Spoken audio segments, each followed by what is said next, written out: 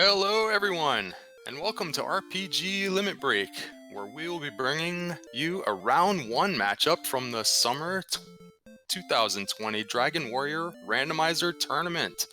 The summer tournament will use our standard racing flags. There's a few differences from last year, which we have the scared metal slimes are on this time around. Repel can be used in dungeons, and torches and fairy water can be used in battle. And also new to the version 2.2, Alpha 468 that we're using for this tournament, Erdrick's armor can now be in a chest, and the 3 search spots can now have any one of 7 unique items. This year, the tournament's going to be double elimination format, and seeding was based on SRL rankings, and because of how that works, we are going to end up with a very nice competitive race between 2 seasoned veterans right here in round 1. We have number 28 seeded Edgeworth and the number 37 seed Centroid41 squaring off. The winner will face the number 5 overall seed Diabetes II next week. Edgeworth has made some deep runs in previous summer tournaments, and he's also highly active in several randomizer communities as a highly competitive runner and as an admin and commentator, and just all around jack of all trades. And Centroid41, we recall that he started off 4-0 in a previous summer tournament, has definitely made some big splashes in the last couple of summer tournaments, enjoys casual gaming, speedrunning, including Zelda: A Link to the Past, still waiting for a chance to play through Dragon Warrior 4 and Dragon Quest V for the very first time. The term Centroid is something that he often used in his previous career as a bridge designer. Special thanks tonight to our restreamer, CD Improv, and our tracker, Monsieur Slime. And joining me tonight is Z-Man! What's up?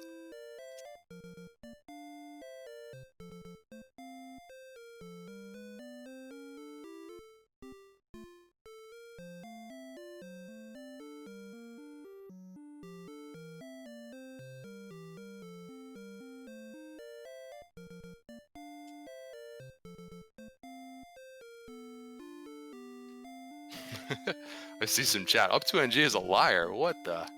No, it's going to be fun. They're both nice competitive runners, and we're going to see right away what is in the throne room. Check out these stats, guys. Only 12 strength to start and no spells. Let's see if we get some help out of here.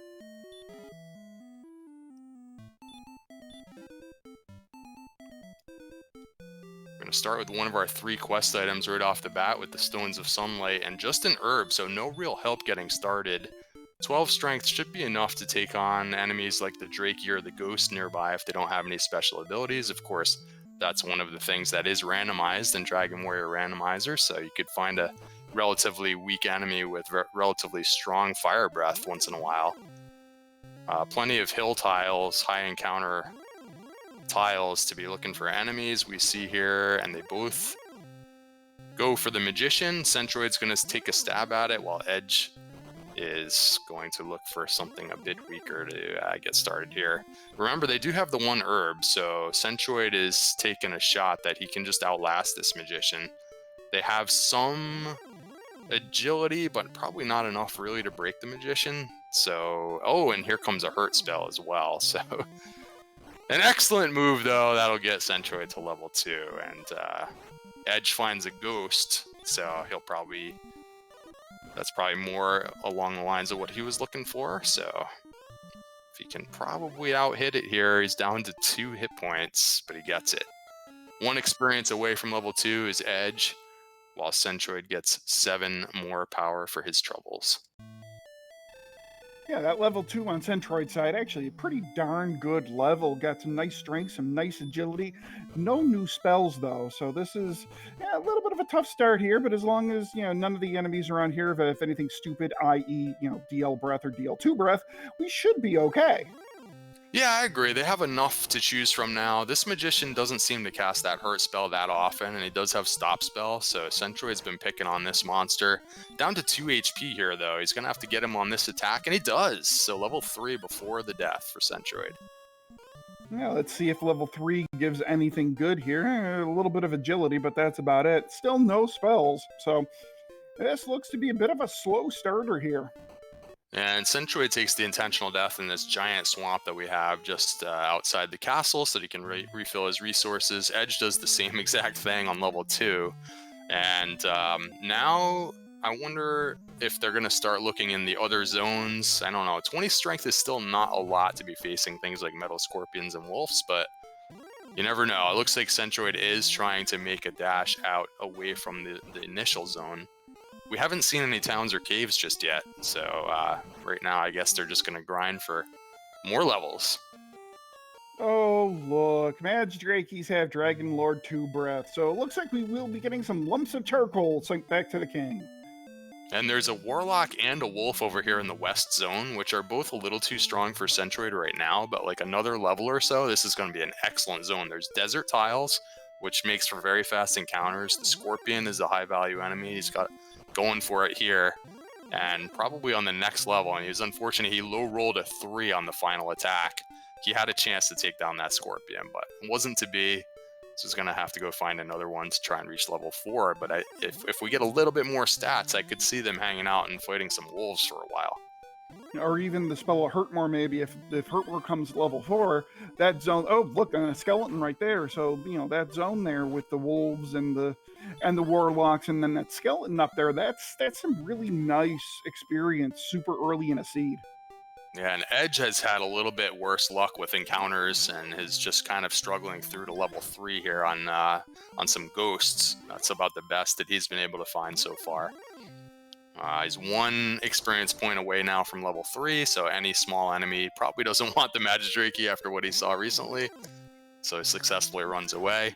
20 agility is actually pretty good in the early stages. You can get away from just about any of these monsters that you want most of the time. And he's going to choose the Magician here, seeing that he casts Stop Spell sometimes. So that might be the first time he saw the hurt. Oh, and an excellent move from Edge. Just like Centroid got the excellent move on his Magician. Kind of evens the score on that regard. Centroid did get to level 4, and along with some decent stat boosts, gets the spells of Radiant, Repel, and the big one, Heal More. So now Centroid has a little bit of healing on his side, Oh, yeah. even though Heal More is a little bit of overkill This right is the now. perfect zone now. He can go over and fight these Warlocks because, well, unfortunately the Warlock turns out to have the Fire Breath every once in a while. But there's a Wolf over here. Now that he has Heal More, you know, all of a sudden you can just chip away at some smaller monsters over time. The Wolf is worth 40 experience. Yeah, but I'm not sure a Wolf is really going to be a viable thing, given that they only have 24 HP to start and their defense power is only 18. They're going to be doing a lot of double heals to try to keep up with the Wolf. I don't think they can do enough damage to the Wolf to really make that a viable fight right now, because I think the Wolf is just going to be doing too much damage. Oh, and Centroid doesn't know about the Magidraki yet, and now he finds the bad news. So, I think you're right, Z-Man. The low HP is a little bit of an issue for some of the stronger monsters. So maybe, did you say the skeleton was up in the north zone? Maybe he's going to be hunting Yeah, that there was down. a skeleton up north next to the swamp on the what looks to be kind of the east coast. So if he goes up there, he might be able to take on a skeleton, but, you know, who knows what they might have. Yep, you don't know until you try. Right now, he seems to be looking for the smaller monsters still. He's going to take another crack at the Magidraki. I think he already knows the bad news about it, but he is two-shotting it, so he just went for it there for 12 experience. Yeah, it certainly looks like the Magidrakis have rolled 25% on that DL2 breath. So if you can two-shot a Magidraki, which they appear to be doing now with relative, consistency, I think that going for a Magidraki is probably worth the chance, maybe. Yeah, and he went for it again and got the excellent move on turn 1. So now he's going to take a little bit of a tour of the nearby area. I'm interested to see if he's at least going to try this wolf. But like you said, they're just hitting too hard. They don't have enough hit points. It's nice to have healing, but if you have to heal every single turn, then you're not doing any damage, right? So yeah, he's going to save that one for later. Needs 5 more experience. Here's 2 with this red slime, so he just wants to eke his way towards level 5 while getting some of this early exploration in. He has seen a bit more of the world than Edge, but hasn't found anything. Yeah, and the fact that there seems to be a lot of swamp around is also kind of inhibiting our exploration a little bit, given that we just now got some healing, but we also don't have a lot of HP. And we only have Ooh, 2 casts that of the was Heal More not much of a spell. level up. So, That was Centroid just got level 5, and I don't see much difference in the stats between his stats and Edge's stats right now. And no new spells, so Centroid's agility starts with a 4, maybe? yeah, 3 extra agility there. And he's taking a look here so that he can maybe decide, maybe with 40 agility you can run around on the map and look for something, but they don't really have any gold to spend right now either, so I think we're just going to level 6. And what's the best way to do that? Are we gonna brave the Warlock with its fire breath, or are we gonna he seems to be okay with fighting these Magidrakies despite the Dragon Lord breath, so I do wonder if maybe the Magidrake might be the most effective way to do it. Or, these scorpions, I think these scorpions might have baby's breath, maybe. So these scorpions would probably be the best if they're a consistent yeah, the thing. good news about HP, at least up in the mid-20s, is they actually are able to withstand one of those fire breaths without dying, if they stay, completely full. But I don't know. It's still, you don't really want to. Well, let's see. He's going to take another stab at the Warlock, so this could be worth a nice score if he can get him here.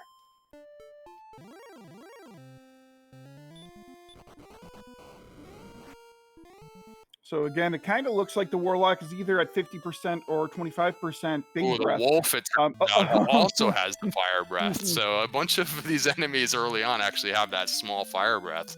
Wouldn't be a big deal if they actually had some hit points to work with, but so far we're in the 20s. Well, so far this is turning out to be quite the Pyromania seed. Makes it kind of interesting though, because both of them have to sort of figure out what is the best way to get to level 6. Like, there are certain enemies that you really don't want to fight right now.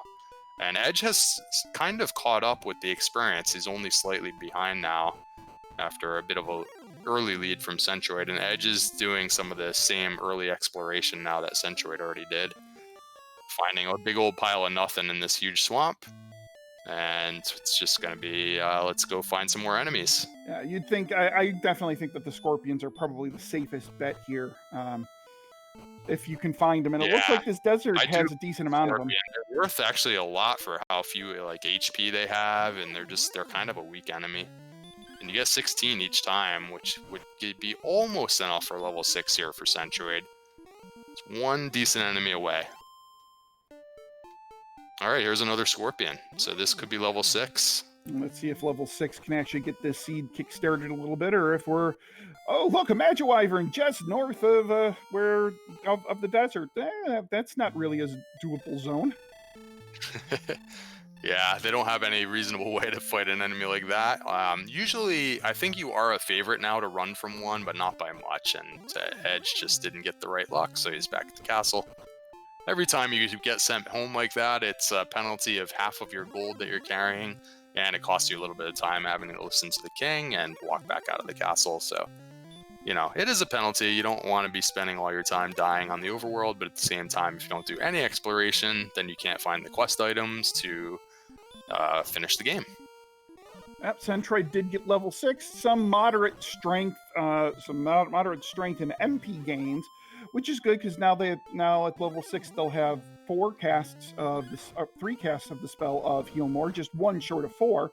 That extra strength certainly aids Centroid here in taking out the skeleton. Yeah, he's finding multiple skeletons out in a random zone off to the west, which is like the perfect enemy for him right now. They're not doing enough damage to take him down quickly, and he probably should have healed there.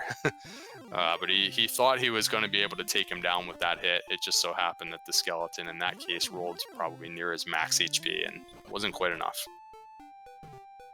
Edge in the zone with the Scorpions and not having any luck finding Scorpions. He keeps getting Wolves and Warlocks. Well, this Scorpion will put Edge close to the level that he needs.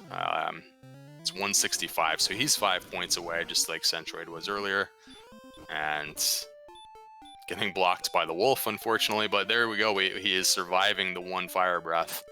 Unfortunately, that's going to cost him a heal more to get reset for the next battle, but if he can get this level before dying, it's always helpful, because then you get the resources for the next level upon your resurrection. Who needs Centroid, resources? maybe he hadn't seen up into that swamp that I thought he did, but now he takes the walk up into the giant swamp, just like we saw Edge, and yeah, there's nothing there. No towns, no caves, just monsters. Yeah, it looks like they're going to have to brave some interesting areas here. The area north and west has some, certainly some scary enemies. I don't think we've seen much in the way south and west here. Whoops. It was interesting, we saw Centroid take a swing at the slime earlier. That may have just been a mismenu. You typically want to run away from enemies that yield very little experience because it just takes time to fight them. Okay, we do have a we cave have our first here. Cave. Well, at least we know where to turn in for the rainbow drop now. Woohoo! Yeah, and it's not too far from home, so it shouldn't be too hard to remember where that is. Edge is on very low resources now, just trying to get a lay of the land before taking the inevitable death here. There's another cave. Okay. It's getting pretty far from home now. Blue Dragon over on Centroid side. It's the bonus cave. This could be huge. And it is! Ventures way out into the world with 9 hit points and 6 magic points and gets Erdrick's armor for his troubles. What a nice piece of exploration by Edge. That is going to help tremendously.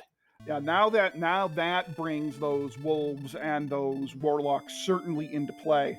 Now that the baby's breath the damage is going to be reduced. If I'm Edge, maybe I consider sitting on those wolves and those warlocks for level 7, maybe even up to level 8. You got some heal mores now. You have the resources to take care of some of these things. Oh, Magic Drinkies of Sleep.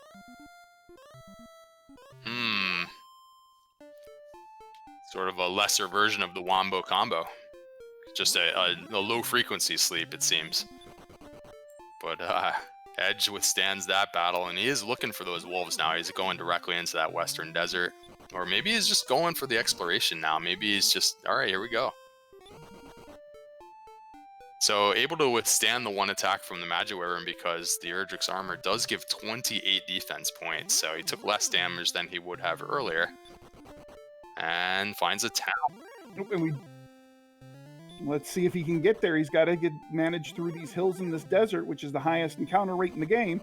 And a couple of knights are trying to block his way, but he does manage to get away from the first two. Can he get away from the third? He does. Look at this nice run block here for Edge.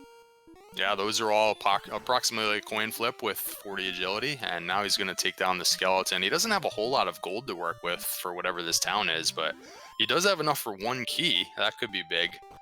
Let's see if it happens to be Rimmeldar here. Oh, look. Brackenary. Yeah, Breckenary, typically the least useful town. There is a hand axe nearby. They don't have enough gold for that yet. But Breckenary is slightly more valuable these days because of the fact that fairy water can be used in battle and can also be used against the Dragon Lord. And Breckenary is one of only 2 places where you can buy the fairy water. And the door has been removed in Randomizer, so you can just walk right into that shop, no problem now. It's also nice to find early in the game. You can pick up your dragon scale, you can pick up some herbs, you can pick up a couple of torches.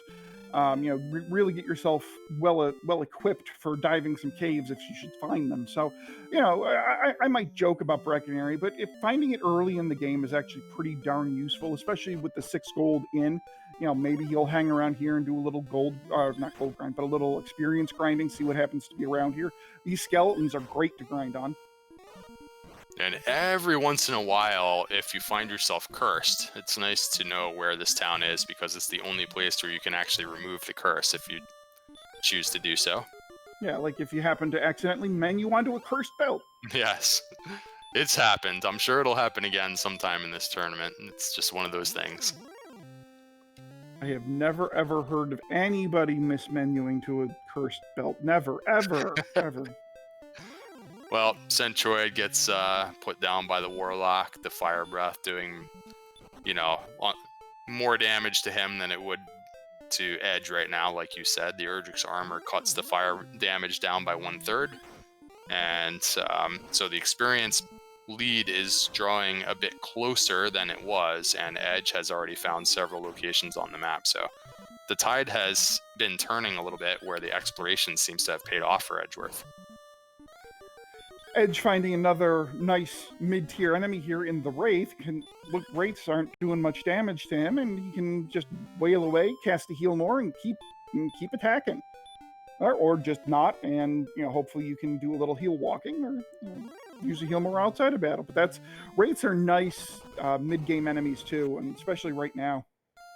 Yeah, that one only did 1 damage that one time. Now let's see what. Well, the Wyvern unfortunately has the Dragon Lord Breath, and they don't have enough hit points even with Erdrick's armor. But I was wondering if they're actually defense breaking the Wyvern yet with the Erdrick's armor equipped. I think it's close, but probably not quite yet. If they're gonna just torch you anyways, meh. Yeah, he did try to run and just wasn't successful. But here's yet another advantage of the Erdrick's armor. He can walk all across these swamp tiles and not take any damage. Yeah, that's really handy, and especially with the 1 heal per tile as well. Walking through those swamps are actually really kind of nice now without with the armor on. Yeah, honestly, that can't be understated. The fact, look at what their MP is right now. They don't even have enough MP for 4 castings of heal more. So if you can do a lot of your healing kind of for free just by walking around, that really extends your time right now, and especially in these early stages. And we have Centroid starting to close in on level 7. Yeah, if he can take this Warlock, it's more than enough. But the max damage, 23 from the Fire Breath. Oh, that is brutal. Exact damage. He had 23 hit points at that particular time, and I'm pretty sure that's the most that a Fire Breath can do. And just, boom, 1 shot back to the castle. So he's got to pick up like a Magidrake or a Magician or something over here to just grab this level real quick. And there's a Magic Wyvern there, but Edge does manage to get away from it. Yeah, Edge is going back towards that same direction where he found that town earlier. Can always kind of use that as a hub right now and pop back. The inn in Breckenary is only 6 gold. So, if a couple of these paths lead to dead ends, he can sort of swing back through town, take an inn, and kind of explore in other directions. So he's kind of back in the same portion of the map. I just wanted to address a little comment in chat here. Glares in chat says that, was surprised that Warlocks can breathe fire. In the vanilla version, they absolutely cannot breathe fire, but this isn't vanilla. This is the randomizer. And one of the things that are randomized here in the randomizer is enemy abilities. We have wolves with baby breath. We have warlocks with baby breath. We have Magidrakes and wyverns with DL2 breath.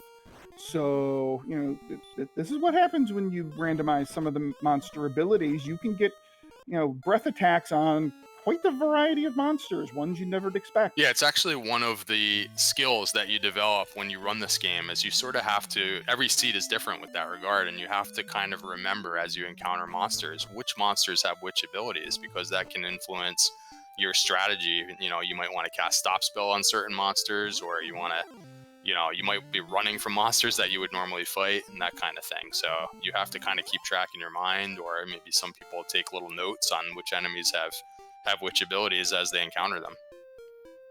So interesting little choice of strategy here by Centroid, casting the spell of Repel. That in and of itself, not necessarily terrible, but he is going to restrict himself from the Scorpions and the Magidrakes. And now he's bringing the wolves and the warlocks and the skeletons directly in the line of fire. Yeah, I didn't catch if he just did that directly from leaving the castle, just so he could get away from like the slimes and the ghosts that are right in the early zone, or not. But if he continues casting Repel, you're right. It's kind of a double-edged sword. You can maybe walk a little further on the map with less encounters, doing more exploration, but then you're not getting as much experience. Because like you said, it's nice to be able to defense break some enemies and have some quick, easy experience along the way. So we do see Centroid kind of going in the general direction of what we know to be the Stones of Sunlight Cave, which has the Erdrick's armor. It turns out that blue dragons have hurt more, which actually helped Edge there to survive the first hit, because Erdrick's armor reduces the damage from hurt more as well. But unfortunately, they're pretty tough to run from, and was unsuccessful getting away. That's actually a really nice thing to keep in mind for the future. Oh no! Centroid takes a death to a green Dragonade. Got to be 1 or 2 tiles away from seeing that cave. Oh, I wonder how much longer it's going to be until he gets back there. We're at an interesting point of the race now where they're both at level 7, so they both are feeling compelled to go out and explore the map, but they're running into difficulty actually getting very far on the map, and sometimes it's prudent to just grind another level here, but the levels now are starting to get further and further apart with how much experience you need, so you're starting to wonder, like, am I really going to take a whole bunch of, 5 or 10 minutes to try and just get this level with scorpions, or am I going to just keep running out into the world and bumping into blue dragons and getting sent home? So this is kind of a decision. They both seem to be leaning towards exploration. Yeah, and the real big inhibiting factor here is definitely their HP. I mean, only 32 HP at level 7.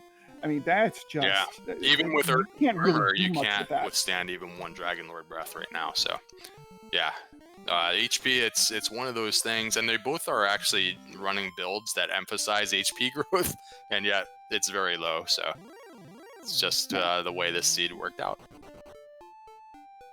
Yeah, and given the fact that Edge does have the Erdrick's armor, I am a little surprised that he's not sitting and grinding a little bit, given that he will take significantly less damage from those mid-tier enemies that are so good. The wolves, the warlocks. The skeleton and the wraith seem like the MVPs right now. I mean, he's defending both of those right now, and he's bumping into them a fair bit, and they're just such quick experience.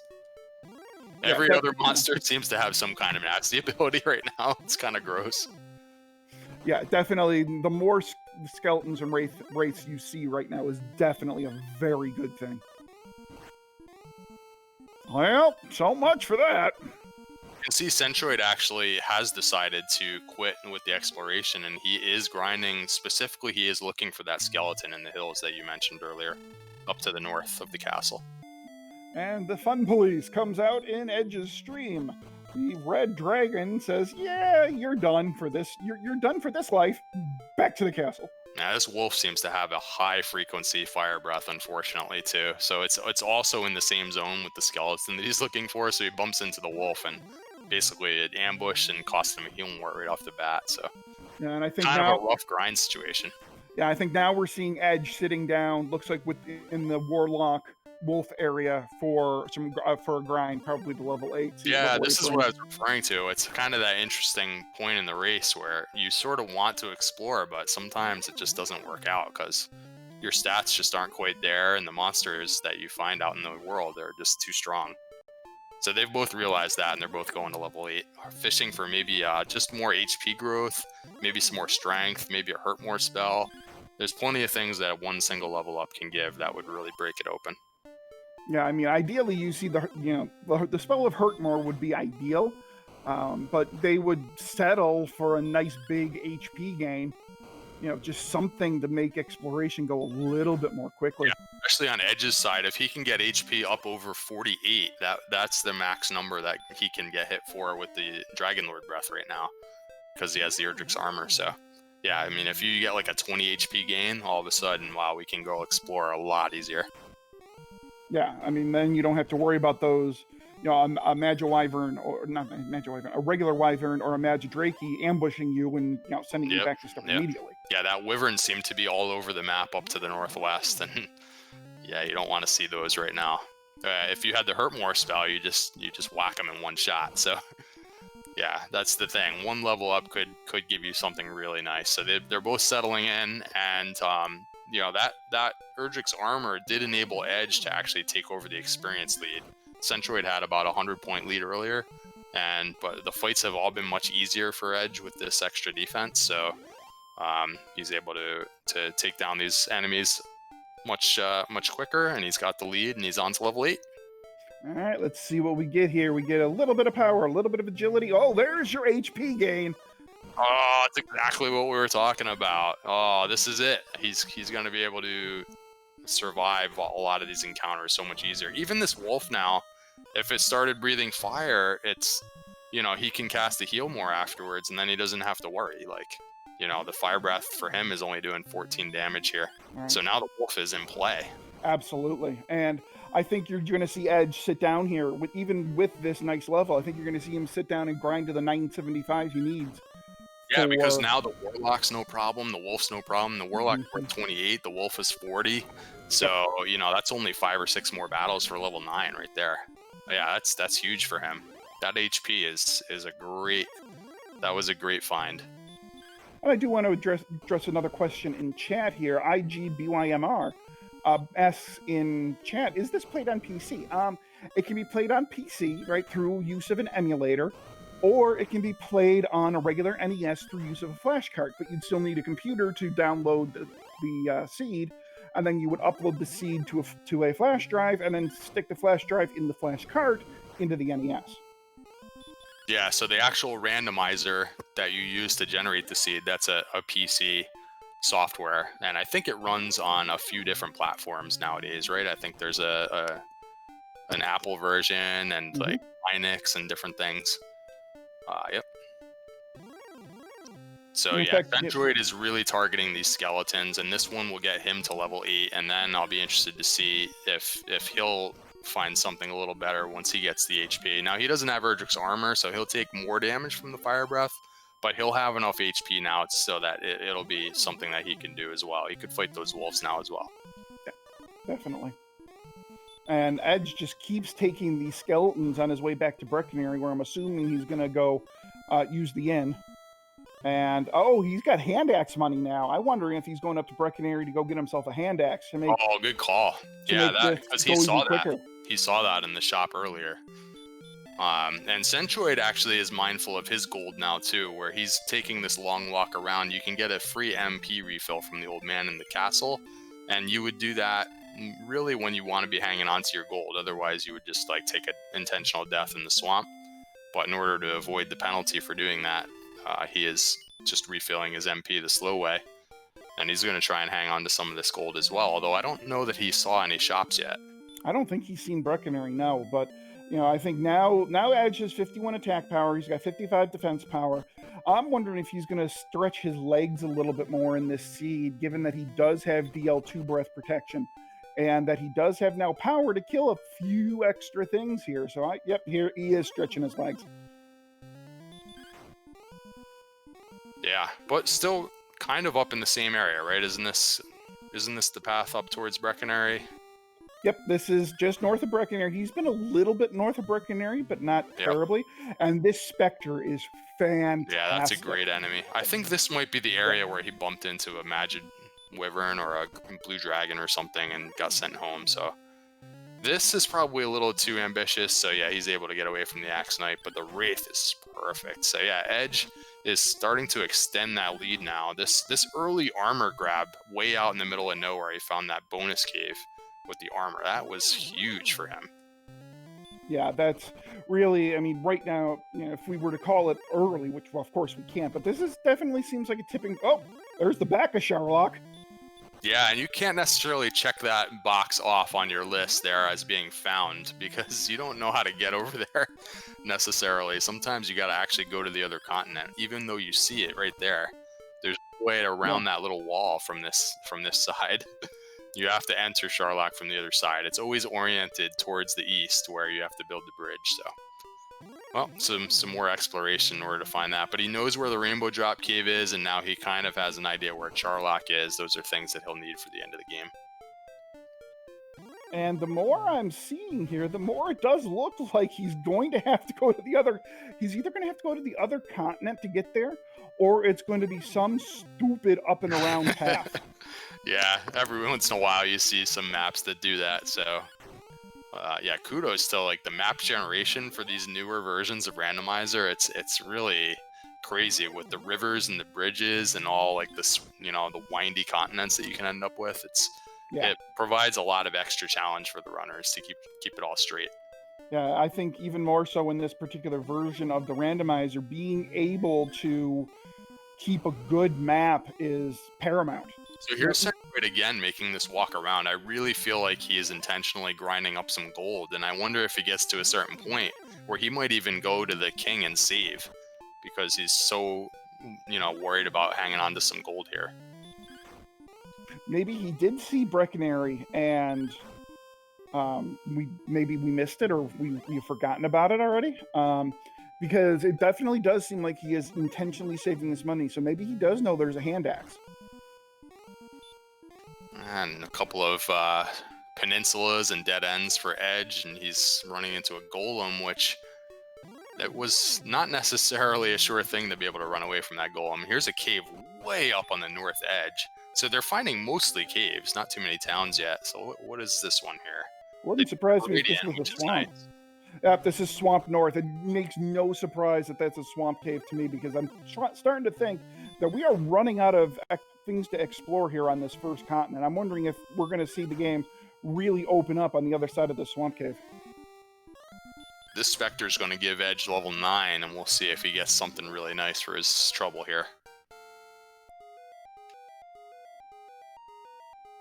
Alright, let's see what we get here. Nice power, some agility, more HP, and some magic. That's a nice... For not getting any new spells, that's a really nice I was just going to level. say, if you're not going to learn a spell, getting a lot of strength and a lot of HP, double digits on both, is very nice.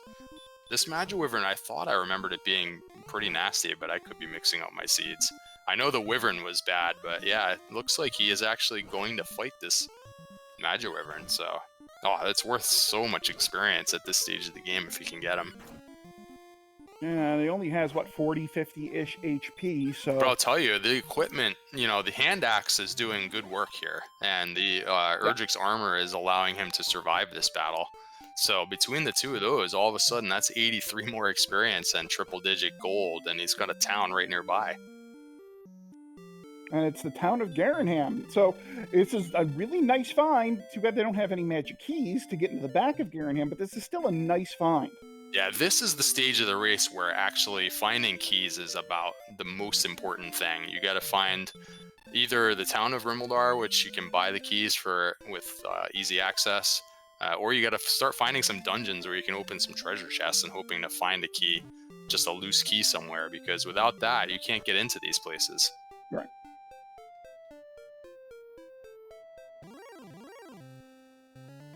Yeah, there was like a chainmail in there. Of course, he doesn't need any more armor. I didn't notice any shields of any kind, so he's just kind of moving on.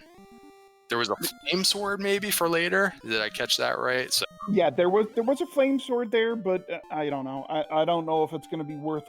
I mean, if there was a silver shield there, I'd say, yeah, absolutely, but I don't know if a flame sword by itself is necessarily worth grinding for. Yeah, not unless, you go deep into the seed and just, that you find out that Urgix sword is, in Sharlock.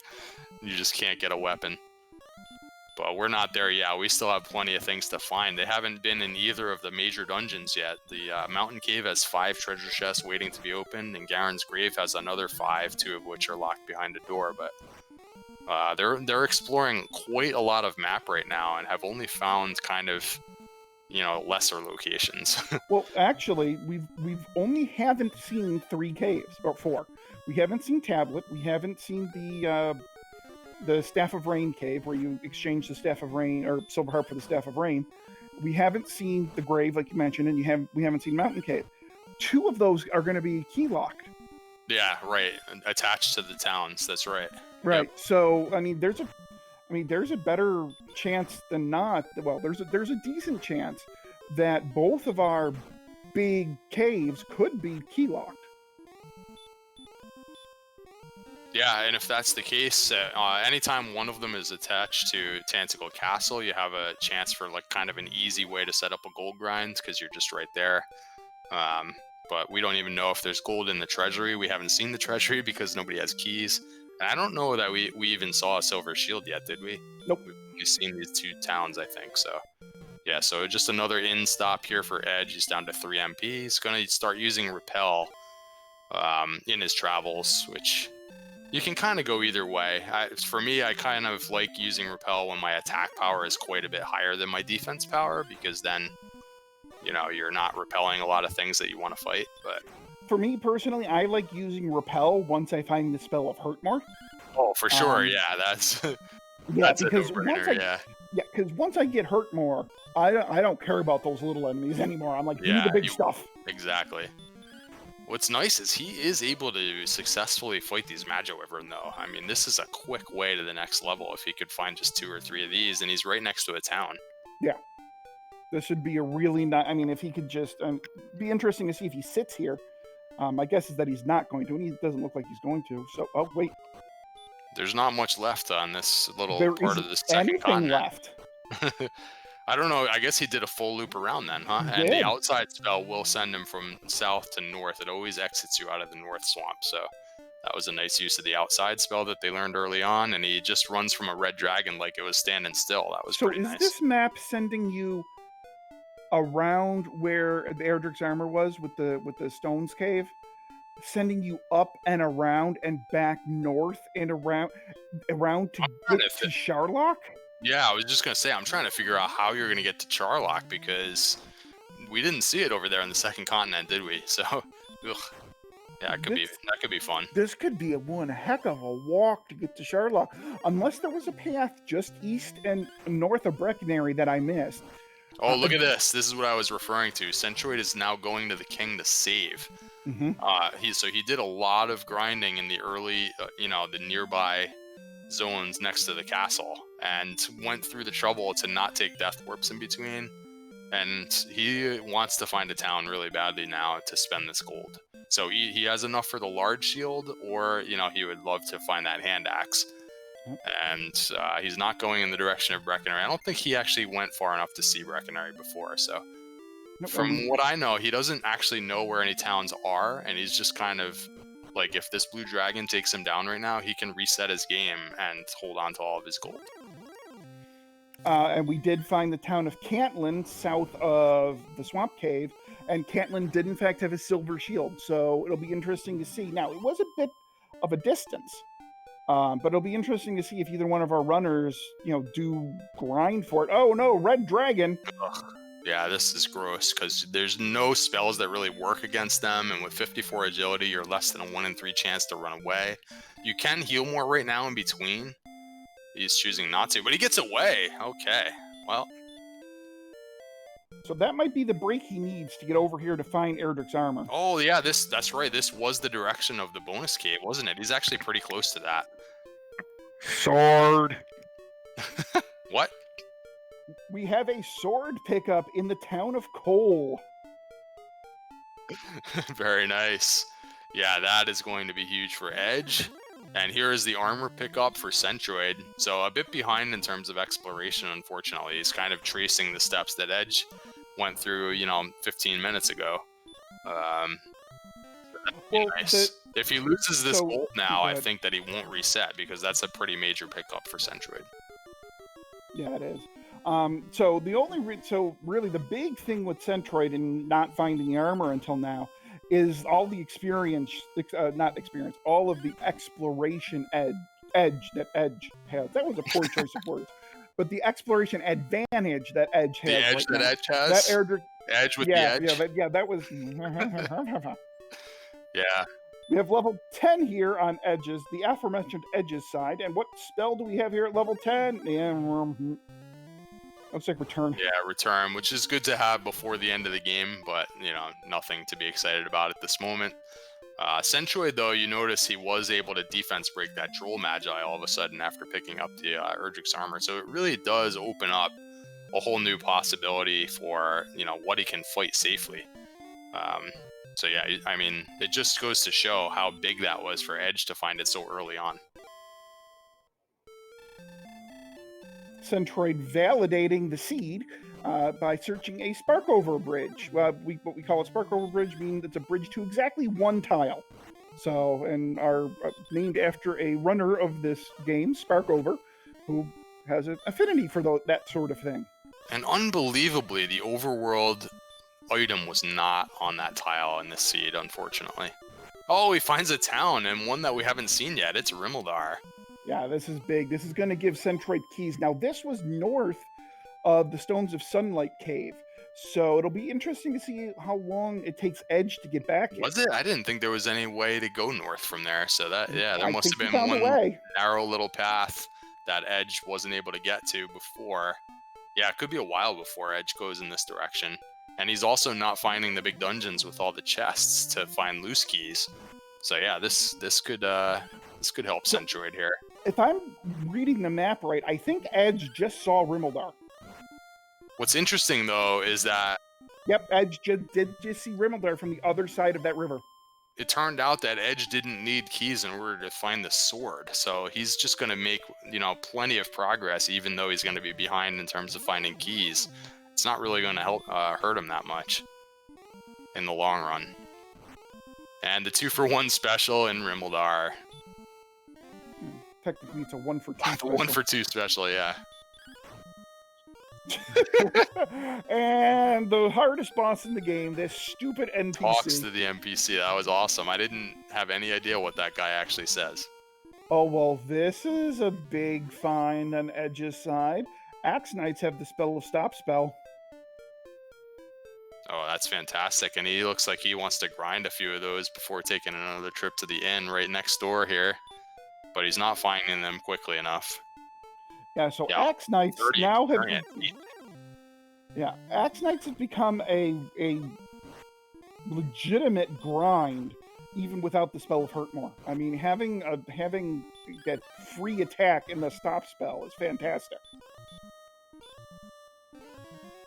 Yeah, that one key, by the way, that was in that chest in Rimmeldar means there's less loose keys for Edge to find somewhere else. So this actually might turn out to be a, Rimmeldar is required situation. So once in a while, that's the only way to get keys. And it wasn't that easy to find that town. Our wonderful tracker, Monsieur Slime, double-checking. No, Edge does not have keys.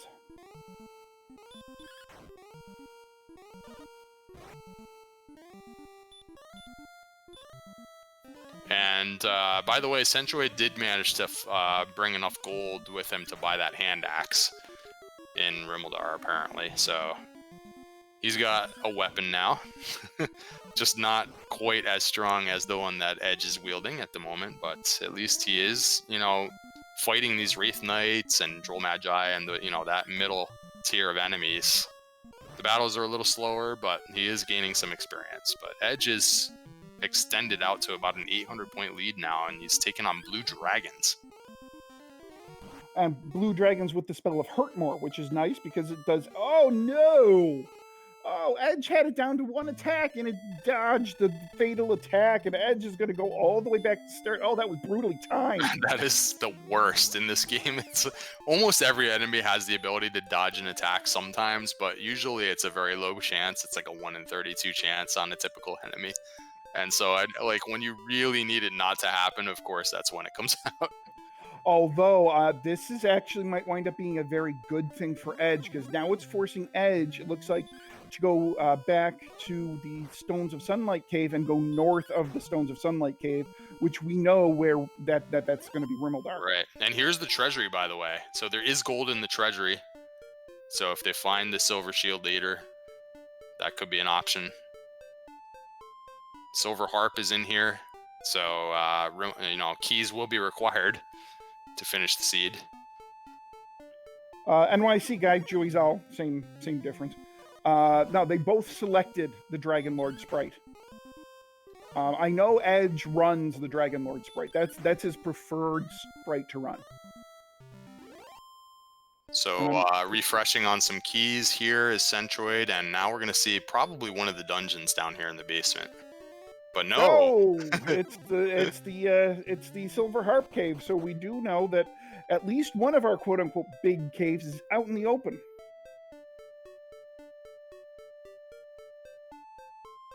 And Centroid did not find Garenham yet, right? That was in the other direction, beyond Breckenary, right? Yes. And correct. so I think it might have even been through Swamp Cave or something. So that's the other great place to find right away when you have keys, because there's those extra chests in the back there. It might be the token just laying there, the one last quest item that he needs. There's also the one cave back in the back of it as well. So Garenham would be a pretty big find for Centroid now. Yeah, it would be. And he's certainly making his way in that direction. He's going to come across Breckenary first, and then eventually make his way up to Garenham.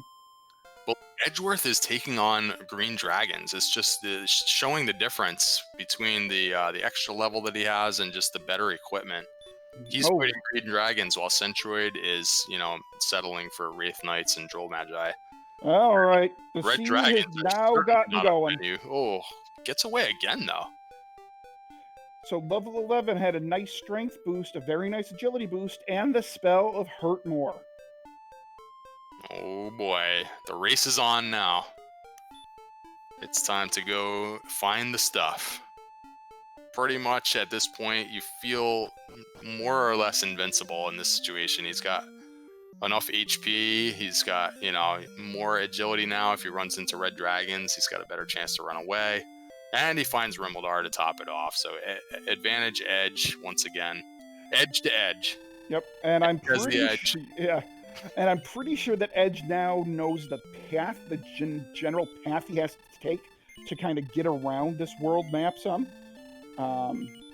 So I think that Edge certainly He's has done an more advantage. exploration in general. He's covered more of the map than Centroid has. Yeah. Centroid just now finding Breckenary, I think, for the first time. So gonna load up on some sundries here at the item shop. Maybe even swing by the open fairy water shop on the way out. Grab some of that.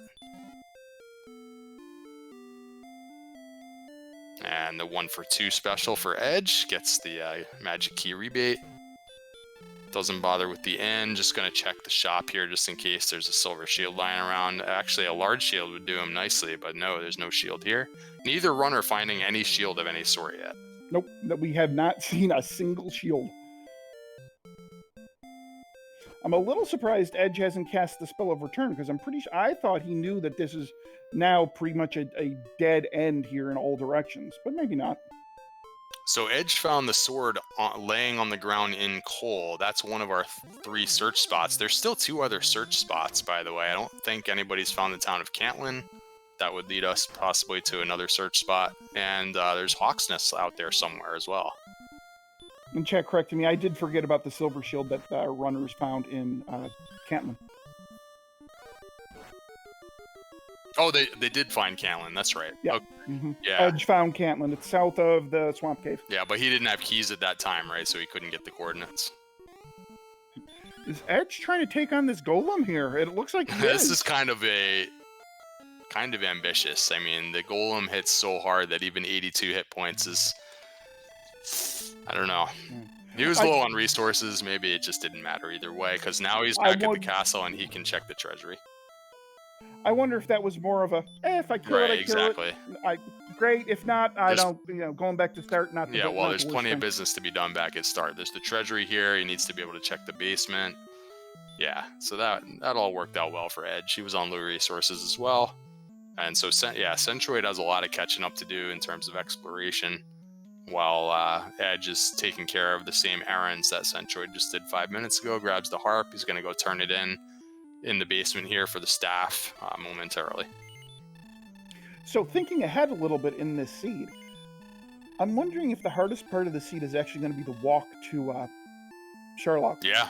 Because we've seen all the towns except for Hawksnest. And sometimes that can come into play if you have a very borderline situation where like maybe you can beat the Dragon Lord. Sometimes you might want an extra level when, it might take 10 minutes just to get to Sherlock again if I die, It's not like it's right next door.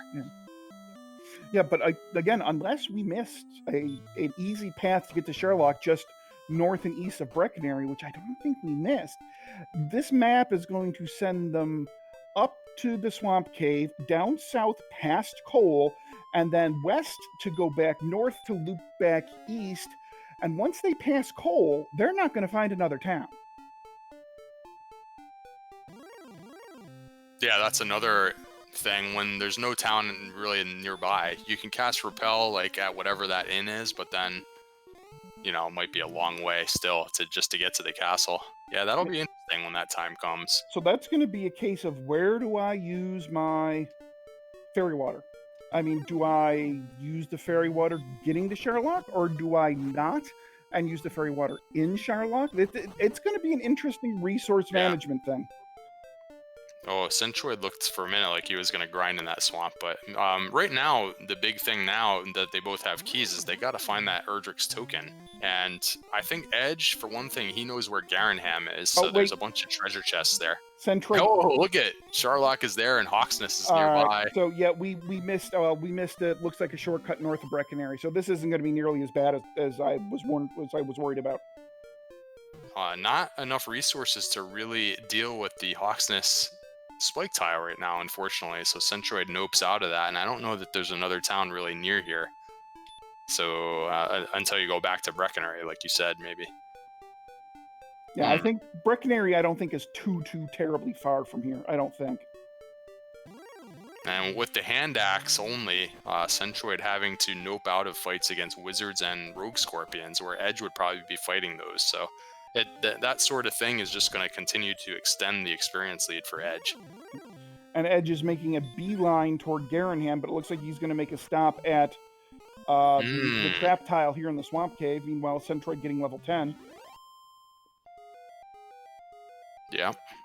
And if somehow he's able to beat this Guardian, I wonder if there's a preemptive princess rescue in his plans as well. And it's a stone man. They do have the sleep spell. He could probably win that battle, but he just probably wanted to know the information for the potential grind situation later on.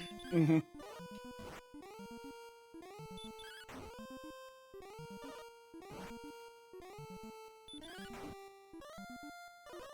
So going through Swamp Cave, I think, was it Garanham that was right on the other side of this entryway? I feel like that's kind of the priority for Edge. Now that he finally got keys, you got to revisit these areas. And there's Breckenary again. Yep, so the path to Sharlock is really simple. You just, instead of taking the west branch of the river, you take the east branch of the river. Oh, okay. They both just happened to not go that direction before. Okay. Yeah. Yeah, not too bad then. Edge loading up on herbs and going to finally get to see what is in the backside of this town. If the token happens to just be laying right here, he's in grind and go because he already knows where the Rainbow Drop Cave is, and now maybe he hasn't seen the entryway to Sharlock, but pretty much grind and go if the token happens to be laying here.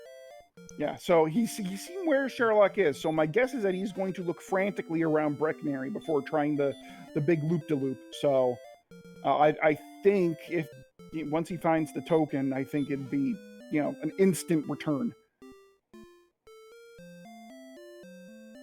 Fairy flute in the back of Garanham. Okay, that has its uses every once in a while. Centroid took a quick stop to reopen the gold chest in the treasury. He had already seen that, so I guess he was just making sure he had some broadsword money in his travels before exiting the castle. Took him 20 seconds or so to do that.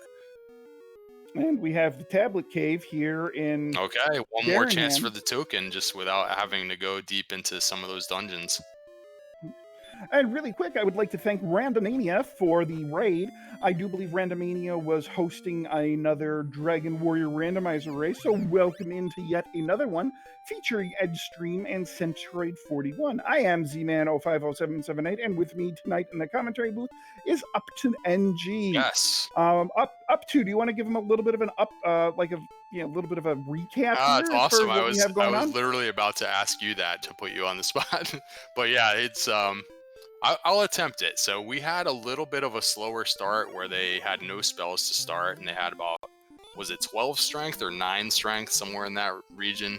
I think they had about 12 strength, so they were able to fight some ghosts and some magicians, and it was around level 6 where they started to get enough stats to venture out, but it wasn't that great. And the spells, I think, was it level 5 or level 6 where they finally got Heal More, Z-Man?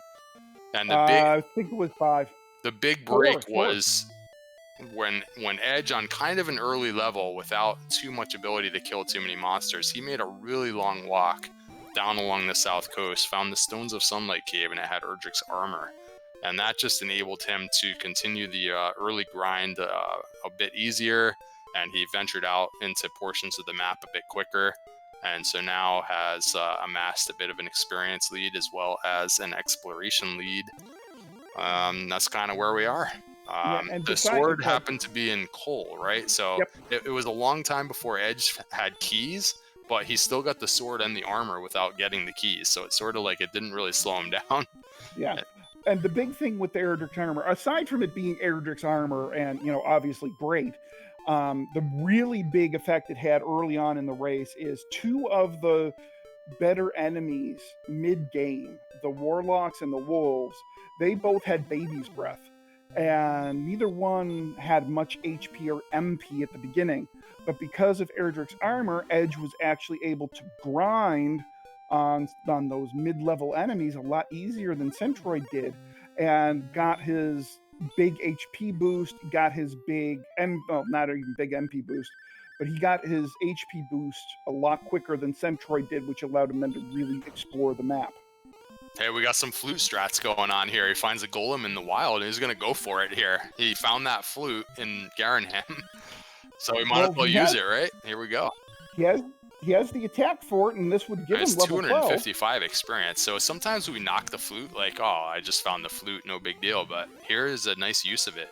And an excellent move is going to give him 255, level 12. Nice heads-up play by Edge using the flute. Yeah, and with that town right there, I mean, no reason to use your resources up, or no reason not to use the resources. Not sure exactly which spell he learned there, but he has the hurt. He's got repel now. I guess they've had that for a while. Yeah, Hurtmore was learned at level 11, I guess. Yep. Centroid, he just needs to get to that level as quickly as possible. He's about 400 points away, but he finally gets Cantland. He does have keys, so he can go get some coordinates if he so chooses here. And there's a large shield in the secret shop. Yes, and no, you are not seeing the same stream twice. Both of our runners do prefer the Dragon Lord sprite. That's the first shield we've seen, and Edge didn't check that shop, and he has no shield. Oh, wait, no, he must have done it right before. Okay, yeah, so they both have the large shield now. That's fantastic. They're probably not going to bother with the silver shield at this point, but you never know. There is gold in the treasury, so it is a thing. And the coordinates are? Nope. You must go and fight! All right, so the only search spot left is over there in Hawksnest, and neither player has actually searched the tile there yet. Centroid was over there. It's right near the entryway to Sharlock, but he didn't have enough resources to really fight any of the boss monsters, so we still don't know what's there. Yeah, it could be the Death Necklace. It could be the token. I think it can be the Fighter's Ring, too. So it could be any one of those three, or any one of those three could also be in the two big caves that we know are at large, the Mountain Cave and the Grave. Yeah, it could easily just be in another empty spot. And here's the sword for Centroid, finally finding the town of Cole. So good news for him. He's going to have similar attack power now to Edgeworth, just a couple of levels behind. And so he's got some catching up to do. But so an interesting little thought I just had cross my brain. So you and I both run this game, right? You're an hour into this seed, and you haven't seen the Grave, you haven't seen Mountain Cave. How behind do you feel right now? Oh, yeah, I mean, I would feel a little behind in probably both situations, especially because that's kind of a lot of unopened chests still, and you still need that token in order to finish the game. It's really the only required item that's left. They both have the sword and the armor, which was nice that keys weren't required to find those things, especially for Edge, since it took him a while to find keys, but yeah, it's funny because I feel like they've covered a lot of map now, and we still haven't been in either of those dungeons. Yeah, this is bordering on the ridiculous as far as where they are in relation to the map. And it's funny because if the token actually happens to be in Hawksnest, then you don't actually have to go into either of those dungeons in this seed at all. It could save you a lot of time. Yeah, I'm wondering if Centroid now is approaching level 11. I'm wondering if Centroid maybe just, gets level 11 and be like, hold on, I'm going to go check Breckenary. Especially because level 11 has more. Yeah, right. So, right. Yeah, I mean, that could be a perfect time for him to head back to Hawksnest because he knows where it is. Mm-hmm. He doesn't necessarily know where those dungeons are, so you might as well go check it out. And if the token's there, and the spike tile happens to be favorable, that could be like one way that Centroid could actually catch up. But here's the grave for Edgeworth. So one of those dungeons, and the token could be here. So let's see what's here. Edgeworth doing a check of his stats. Edgestream, Edgeworth, same thing. Oh, there's a death necklace. So it could still be a death necklace seed. Our strength is a little lacking. Our HP isn't bad. Oh, and Randomania 2 with a raid. I believe they also had a Dragon Warrior randomizer race going on. Welcome to those of you coming from Randomania 2. We are an hour into the match of Edgestream versus Centroid41. Story of the match right now is basically this. Slow start, lots of fire breath everywhere. Heal more at level 4. Edge, right around level 4, gets a bit of a hero walk south and west of the castle to the Stones of Sunlight cave, which has Erdrick's armor. He did that probably a good 20 minutes before Centroid did, so he's had the edge in the Erdrick armor department, has had pretty much the edge in the race ever since, both exploration-wise and experience-wise. Yeah, I think really that is what caused him to get this lead and hasn't looked back. He's, like you said, the experience lead grew, and the exploration was just a bit quicker as well. And he's continuing these flute strats on the golem. I love it. I mean, they're worth a ton of experience, and you do have Erdrick's sword, so why not? Yeah. Oh, I completely agree. Deep grave, because there wasn't much in those top 3 chests. The token wasn't there, so they both just need the token. If I'm curious now, again, if Centroid goes back to Hawksness, which Edge doesn't know where that is yet, if it happens to be there, that could be the way that Centroid catches up in this race, because he'll be in grind and go, and he'll be right at a spike tile. And it really looks like Centroid is beelining it right toward Hawksness. It's just to the right, you said, right? Once you get to Breckenridge, you got to take this right branch. You can probably get there in one cast of Repel. Meanwhile, Edge is fighting very strong monsters now. I mean, the Stone Man has hurt. Oh, that's beautiful.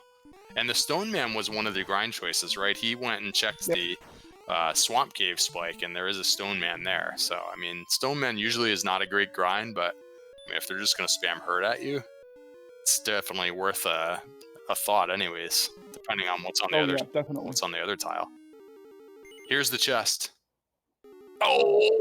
And there's the token. Everything coming up Edgeworth in this race. Centroid's gonna get the nothing burger out of here. My goodness. That's the only thing that could be here now in the search tile. The only thing period would be the fighter's ring. Ooh, but this might be a nice grind. Yeah, I'm not even sure a fighter's ring is allowed to be on a search tile because it's not a unique item. You can maybe though. Somebody can probably remind me on that. But yeah, this is a nice enemy now that he has hurt more, but no, fighters cannot. That is my bad.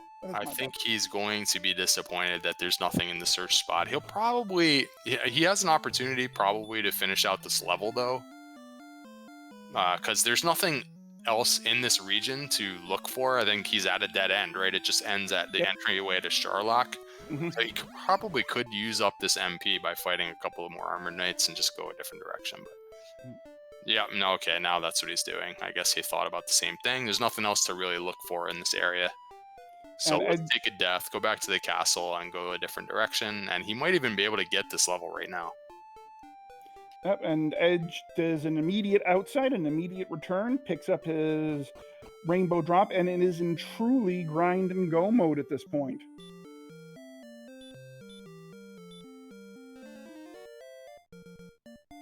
Yeah, that rainbow drop was, I think, the first cave that we found. It was the first thing that was outside the castle that was found, even though it wasn't that close. But yeah, so he knew where that was. It was right nearby. Rainbow drop for Edge, and he's got the sword and the armor. It's almost assured that he will not bother with the silver shield at this point. He's just going to find a place to grind. He knows where the Stone Man is in the Swamp Cave. I'm not sure that he knows necessarily where Hawksness is, so his only option really is a Stone Man grind, unless he wants to continue looking around on the map for the entryway to Sharlock, which he hasn't seen yet. Well, this definitely looks like he's going toward the Stone Man grind. Okay. Yep. Yep, I mean, if that's all you know, they do have hurt, so it's not as bad as it could sometimes be. He could probably get a lot of battles in before going back to an inn. Yeah, I personally don't, I mean, and this is personal, I don't like the Stone Man grind because, you know, you have to swing 4 or 5 times to kill a Stone Man, and you don't get great experience out of them. But given that the Stone Men have the spell of hurt, and it looks like they aren't afraid to use it, I mean, this is a pretty good grind spot here. I mean, like you said, they can go Yeah. a while between recharges. So only 1 power on that level up. He has the HP now to fight the Dragon Lord, but we still need the strength score. You can see by our tracker there. The white indicates that you're pretty much not ready to go. All the other stats are in the orange and the green. So now that we have the HP, we're pretty much just waiting for that strength score to catch up, which happens pretty often. That's the last thing Edge needs in order to win the game here. It probably needs in the realm of 20 to 25 more strength, depending on if the MP ever grows as well. We have the MP in the orange, but really that's not a lot of MP, Z-Man. No, that MP is fine if your attack power is in the 150s. But That's why it's in the orange, I guess. Right, Technically, it could be enough, but yeah, mostly you're going to want to see that grow a bit more. Yeah. Green in the tracker means that you're pretty well good to go to Dragon Lord, regardless of anything else. Orange means you might be good to go, depending on what else is going on. Centroid is also in Swamp Cave, but doesn't seem to be interested in checking the tile. This Magiwyvern will get him level 12, though. So he's about a level behind, but unfortunately for him, Edge is on a dedicated grind now, so that experience lead is going to grow. So Zarnax, it's 42 in chat, making a statement that I had kind of suspected, going back to the discussion of grinds. And Zarnax recently confirmed that even stone men with hurt and stop spell, that grinding them, it still doesn't keep up with a standard Axe Knight grind. Okay, yeah, if you have a standard situation where you have a lot of MP to work with and you're casting Hurt More on Axe Knights, that goes very quickly, and especially if the Axe Knight happens to be near a town, then it's like you're just cruising. The Hawksness enemy happens to be an Armored Knight, which is pretty reasonable, but not quite as good. I don't think for this seed it would be quite as good, because the Armored Knights would take you either a Hurt More and a swing or 2 Hurt Mores. I'm not quite... Yeah, the attack power is probably a Hurt More. And it wasn't that close to the nearest town, which was Breckenridge, right. So it would be a little bit of a chore to go back and forth. You'd be spending a lot more time filling up your MP, as opposed to the Stone Man with only Hurt and Heal, and an occasional attack. So, as you can see, Edge has maybe healed himself just, twice at once. And looks like Centroid did kind of a double take, and he's fighting Stone Man now. I thought that he kind of walked past the turnoff to go check the tile, but now he's there, so... Yeah, and he's doing a grind. And that makes perfect sense. I mean, yeah, he doesn't have everything he needs, but he's found a good grind. Take it while you can. You can get more agility, which gives you more defense, which makes the repel spell all that much more effective. Yeah, and Centroid has seen all 3 search spots now. He searched over there in Hawksness and got the sword out of Cole, and I think he has the news that there's no coordinates, right, from Cantlin, so he knows he's just kind of en route looking for that last dungeon. And kind of on the way. I think he also knows by now that there's a town right on the exit. So you might as well fight a bunch of stone men here. And then when you get low, you can just go out the south exit and there's a town right there for your inn. And then you can continue on looking for the grave. Yep.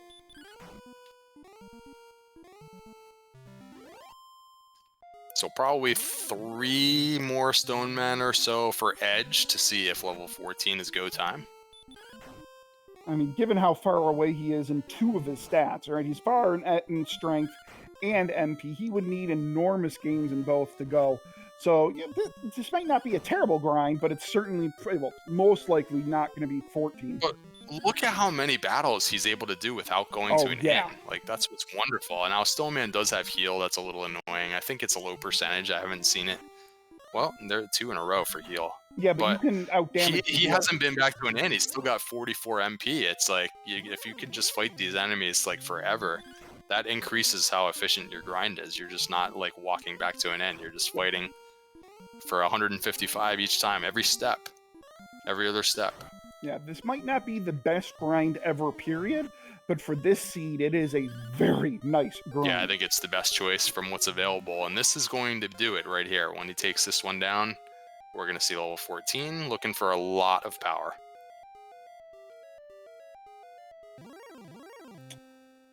So much for a lot of Not a power. lot of power, Z-Man. I didn't see the power listed there. You know what? They gave so much power. It just recalculated itself and netted 0. I feel like it skipped over it. The first thing I saw was response speed. Yeah. Yeah. And continuing they go. So with every passing level, this is looking more and more like a Death Necklace seed. Yeah, it's really nice that he was able to nab that out of the chest there a few minutes ago, because you really never know. It's like you could have low HP, but I mean, you want to hold on to that necklace because we've seen levels with 40 or 50 hit points just given all at once. So yeah, and the really nice thing about the Death Necklace in this seed is that it is on the way to the token.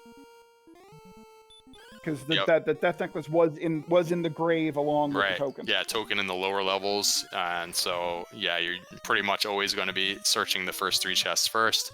So whenever Centroid makes his way over there to get the token, he's almost certainly going to find the necklace. And if it comes into play, we would need about 25 or 26 more HP in order to really be comfortable using it, but it's very possible that could happen before getting about 20 more strength here. So yeah. We'll see. Edge, kind of forgetting that yes, Stonemen can still attack, and an attack sends Edge back to start with 44 MP to burn. That's a little unfortunate, honestly. Yeah. And they hit pretty hard. They don't hit quite as hard as golems do, but I mean, it is one of the end game monsters. You got to be aware. And you only have the large shield. You don't have the silver shield, so yeah, unfortunate little sequence there. But hey, Monsieur Slime, could you do us a favor? And we've seen plenty of these Stonemen now. Could you bring the Stonemen up on tracker for us? Yeah, look, I'm gonna guess 75% hurt based on what I've seen. But what do you think? 75 hurt, 50 heal. There we go. The heal. Yeah, I wasn't sure if it was 25 or 50 on the heal. So, fortunately, they probably can punch through the heal because Stonemen have such low defense that they are hitting fairly hard. It's compensated by their high HP, but in terms of, if you're doing 30 or 40 damage every time you swing your sword, you're doing more damage than they're able to heal with the heal spell. So yeah, definitely. Not too much of a problem. Just makes the fight slightly slower than it could have been. Yeah. But even still, I think it's still more efficient in this seed than going to Hawk's Nest, doing the Armored Knight grind and having to go back and forth to Breckenridge to heal. Oh, totally agree. The walks back and forth to the end during a long grind I think people underestimate how important that is. It could be like a full minute to just go to the end and come back, and you're not seeing any real good enemies in between necessarily. So yeah, this is definitely the right choice. I'm interested to see how far Centroid goes before he actually finishes the seed. He still has to find the token. Yeah, I'm wondering if he's gonna just basically go now, given that he only has. Yep, he's gonna use outside. It looks like he's gonna go south.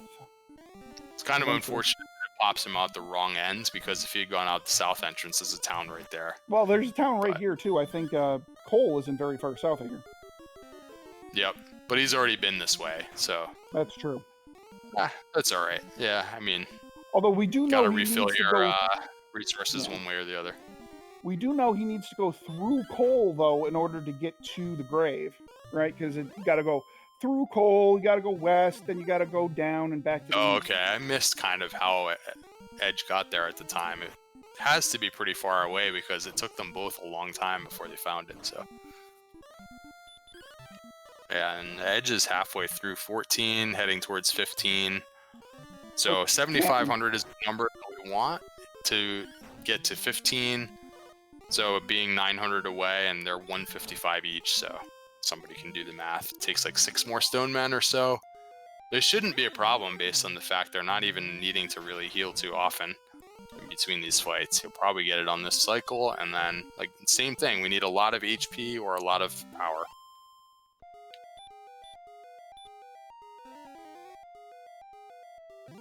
The good news is the agility is in the green, so you can probably go on a relatively borderline level and not worry too much about getting run blocked indefinitely.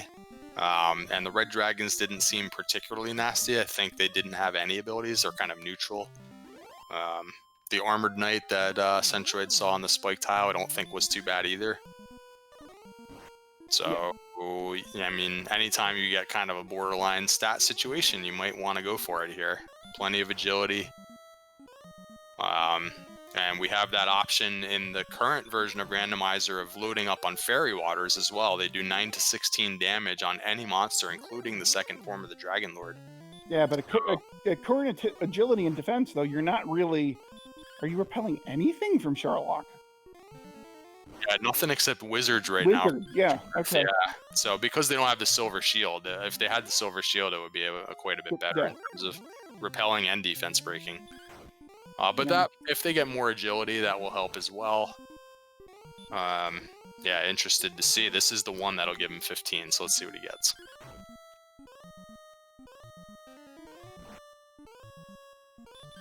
Okay, so Centroid is on the right path to get to the grave.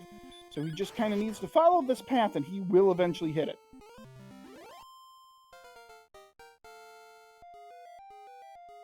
All right, the excellent move to finish off the job, and here we have... All right, 3 power is not going to get it done. 5 HP is not enough for Death Necklace, so back to the grind for Edge. We're just really not very close yet. That stat, anytime you see the stat, especially the strength stat in the white, that's just no-go. You can't do it. And we do have Centroid finding the grave, so very shortly he will pick up his Death Necklace, and eventually he will make his way to the 4th chest in the grave to find the token. Yeah, this is good news for Centroid. So, you know, he's a level or so behind, but in this situation, of course, he doesn't know where he is necessarily relative to Edge, but if he can keep himself to within 1 dive, you never know if your opponent's going to like fight the Dragon Lord and fail, and that could be, especially with the kind of a long walk to Charlock, it could be a 10-minute penalty for any failed dive like that. So you want to just move through as quick as you can, and I think he's, you know, probably less than 10 minutes behind right now, so when he grabs this token, he's just got to get back to the rainbow drop, and then he's going to start his grind.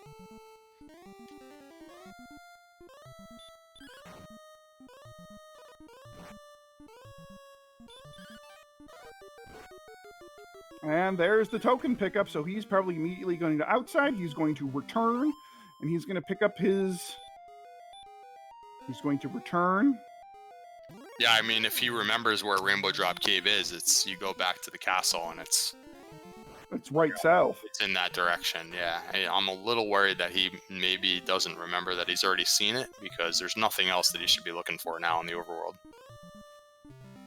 I mean, unless he wants to just deplete his MP on, like, grinding some of these blue dragons and stuff before getting back home, but...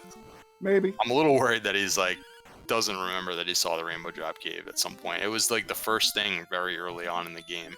So sometimes it's easy to forget that when you're not writing things down. Not everybody writes things down. Are you a note taker when you play Z-Man, or are you just... Nope. I go fully off of memory. Yeah, me too. Anytime I've tried to do any kind of note taking, I feel like it just slows me down. But I'm the exact same way. That, you know, it's scribbling down the notes, and, you know, just takes me more time than I think it's worth. Yeah, I'm impressed when I see people actually able to do it at the same time. Play with the left hand and, like, you know, draw maps with the right hand, like, while you're moving around. It's like, okay. Yeah, or if you really wanna be impressed, go watch Ness Cardinality do one of these seeds, and he actually draws his map real time with one hand. That's what I mean. Yeah, I mean, it's like, oh my god. Around with I guess he uses a real controller, right? So he can play with the left hand on the controller, the NES controller, and while actually writing out the map, like while his character's moving around and while he's fighting enemies, he's drawing the map. So it's like, it's crazy. Like, you ever see those, you know, those genius people where they have like a chalkboard, and that with their one hand is doing some complex mathematical equation, and the other one's like drawing some intricate like artwork, like at the same time? It's like, how do you do both things at the same time? It's wild. Yeah, it is. Thins in chat asks, who's that draws in real time? Ness Cardinality is the streamer's name. Yeah, he's currently, well, pretty much always in the top 3 SRL rankings, so he's a favorite to be one, you know, possibly win this whole tournament. And I don't know when he is scheduled to race. I think he's got a bye, of course, so it won't be until next week, but yeah, definitely one to try to catch if it's possible. And speaking of buys, I should probably mention that the winner of this match, Edge versus Centroid, goes on to take on the 5 seed Diabetes II. Yeah, and that's somebody that, a couple years ago, we didn't know that name at all. So he's come on super strong, just risen through the ranks. And, in the casual races, he's winning or coming in the, top few places. Hmm. Yeah, Diabetes II, very formidable foe. One of these runners we'll have to face next week. And Edge is just every other step, just fighting more stone men. It's going to try and eke this level out before having to go to an end. He's getting pretty low on resources, down to his last heal more. Needs about 5 more. Well, the Spectre would put him actually within 3 more victories. He would have needed 4. That Spectre showed up at the exact wrong time. I mean, Edge's sword swinging arm is all warmed up, ready to go. Oh, hi, Spectre! Thwack! Yeah, but it was really fortunate. It actually saves him a Stone Man encounter here. So now, yeah, if he's just living on the edge with only 39 hit points, but he might be able to get this before having to go to an inn or taking a death warp. I think all he has to do is just use his next heal more probably after this battle, and he should be good to go. And Centroid just recently got to 14, so pretty much 2 full levels behind. Is Centroid, I would think that the Stone Man grind is like a 400 points per minute situation, maybe. So with a 4,000 point deficit, he's right around that 10-minute mark where I was saying like maybe one failed dive and he could be in the lead. So yeah, it's not over yet. Yeah, it's basically 4,000 experience, give or take a little bit here and there. Yeah, so which I think on this grind that's about a 10-minute lead. So I think if Edgeworth, let's say, goes and fights the Dragon Lord and just barely doesn't beat the Dragon Lord or whatever, then we have an even race. All right, so let's see what level 16 brings our runners. A little bit of power and nothing else. We're going to 17, guys. Buckle up. I've seen actually quite a few of these longer grinds in this tournament. It's kind of strange that so many high levels have been required. Yeah, I think, what was it? There was a seed last night where the runners went to level 20, and that was still a little iffy, even at 20. Yeah, it was super questionable. 116 attack power. I think that's the lowest I've ever seen somebody finish a seed. Yeah. And before that, it was they had strength in the 30s and 40s for just For forever. most of I the can't imagine trying to finish a seed like that unless you have hurt more really early. It's ugh, gross.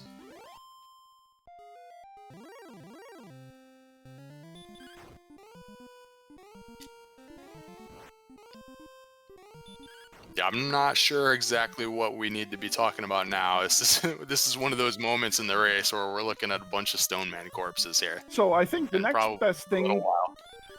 I think the next best thing is to kind of go through the upcoming schedule. So I have it right here. We've got, it looks like 3 races taking place tomorrow. At 8 p.m. Eastern Time, we have NYC Guy versus One Fine Day.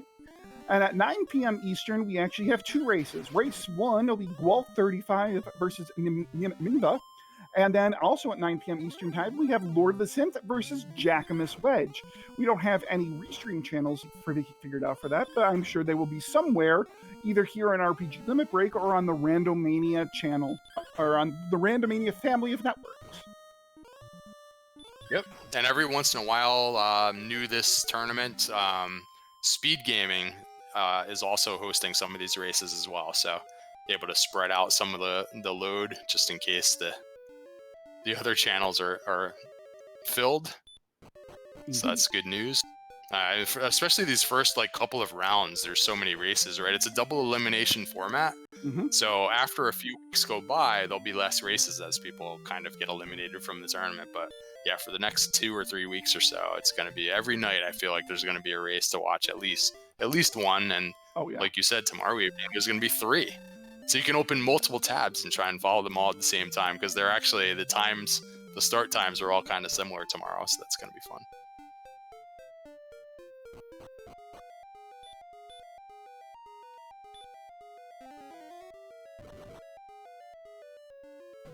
So how close? Edge is about halfway through. You got to get to 12,000 now for the next level for Edge. He's at about 10.5. So the levels are a little bit further apart now than they were earlier, but he's hacking through these stone men pretty quickly. So looking at the bracket again, we had mentioned earlier that Edge, the winner of Edge and Centroid, plays Diabetes the Second. We also actually know who the loser of this match is going to play. The loser of this match will play the loser of what's going to be a pretty darn good race, Archfield Monk and Tilo Tilo. Yeah, I tried to mention it earlier, but I'm kind of it's like a interesting treat that some of these round 1 races are featuring 2 really decent runners at the same time. It just so happens because of how SRL, like if you haven't raced in a little while, it sort of lowers your rating over time. Right. So like in this case, I think that Edgestream and Centroid are both highly underrated in terms of their current rankings, just because over the last couple of months they haven't been racing a lot. So I completely agree with that. it's like all of a sudden, like these 2 shouldn't be facing in the first round. They both are really good runners. Yeah, but unfortunately, it's just the way just the way the seeding fell. It's, you know, these are 2 very quality runners. Yeah, so the same has happened really with Tilo Tilo and who'd you say, Archfield?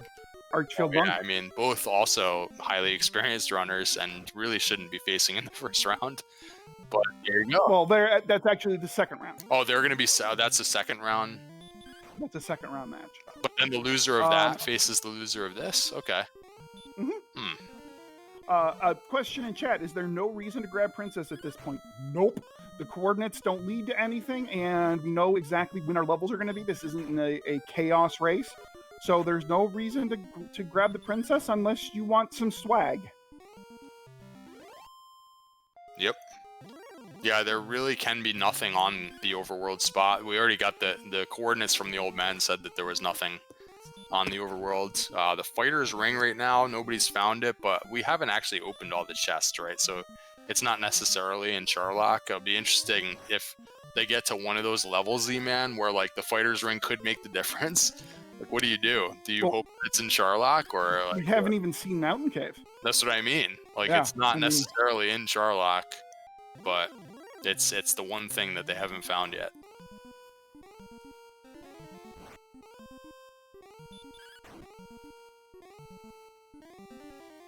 Alright, so we are 4 stone men away on Edge's side at 155 each. We got to get to 12,000, and this one here is going to do it for Centroid. So he has now made it to 15. Getting a little low on resources. He'll have to either take a death warp or go back to an inn pretty soon, but it's surprising how many battles they can get because of how often the stone man casts hurt. It's a beautiful thing. And with Thurgic's armor equipped, the hurt spell only does 2 to 6 damage to our heroes here.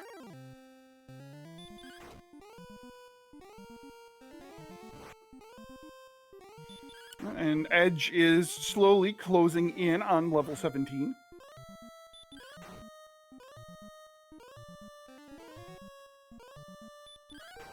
Yep, this one and then one more. And again, we're mostly looking for the power stat, although if they get about 20 hit points, that will help as well. Put the Death Necklace in play. Death Necklace, for those not familiar, you can choose to curse yourself by equipping it, and in Randomizer, you thereby sacrifice 25% of your hit points in order to gain 10 more attack power. So in this situation where the strength score is the one stat that we're waiting for, it can help get us there a little bit faster if we get the HP. Yeah, and that's going to be the big thing if we get the HP. I mean, because really, you're looking at go mode with a substantial strength gain or a substantial HP gain. Probably. Yep. So not enough power and not enough hit points. So that is a terrible level up. Ugh, who rolled this seed anyways? I have no idea who rolled this. Special thanks to our restreamer tonight, CD Improv, behind the scenes, the roller of the seed, and the broadcaster of the show here. So thanks for doing that, and we are going to wait for level 18 to see what happens. And also special thanks to our wonderful tracker for the evening, Monsieur Slime, who is kicking all the buttons behind the scenes. What other monster can we have him pull up for our entertainment? monster slime. Should we look at the wolf or the Magidrake? Yeah, let's look at the wolf and the Magidrake. Why not? Gives them something to do.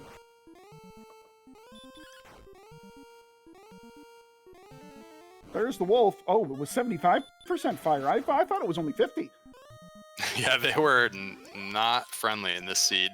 So, and they didn't have any other ability to go with it, so it was just a lot of fire.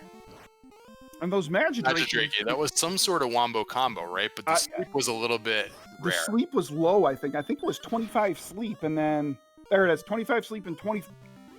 Oh, only 25 on the fire too, and that's why we saw Centroid. He fought through a few of those before he ever found out, right? There is no way you're going to convince me that that was a legit 25%. No way. It was killing them quite a few times, so that's kind of interesting. They got a little bit unlucky if that's the case.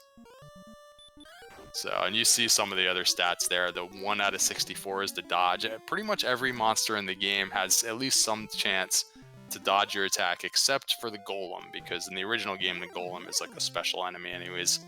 It's the Guardian of Cantland, so. Oh, it looks like Centroid is changing grind. So it looks like getting that 80 NP. It looks like Centroid is going to try to grind on these Armored Knights here in Hawksnest. So, this is actually going to be really interesting to see because, I mean, they've been keeping up, about a 4,000 experience. Yep. No, it's more than that now. It's 5,000. How did it is more now because Edge just went a higher level, so he was hitting faster. And Centroid still had to do a couple of things. That's right. So I'm wondering if this is going to close the gap or if this Stoneman grind is really going to be the big thing. The thing I worry about is just at some point pretty quickly he's going to have to go all the way back to the end, and that's what kills your pace on how quickly you're getting the experience. And Edge is just going to be sitting on these Stonemen. Like, he never has to go back. Tadaru in chat asks, so is that a 6.25% chance or an 18.75% chance of DL2 breath? It's actually a little higher than that.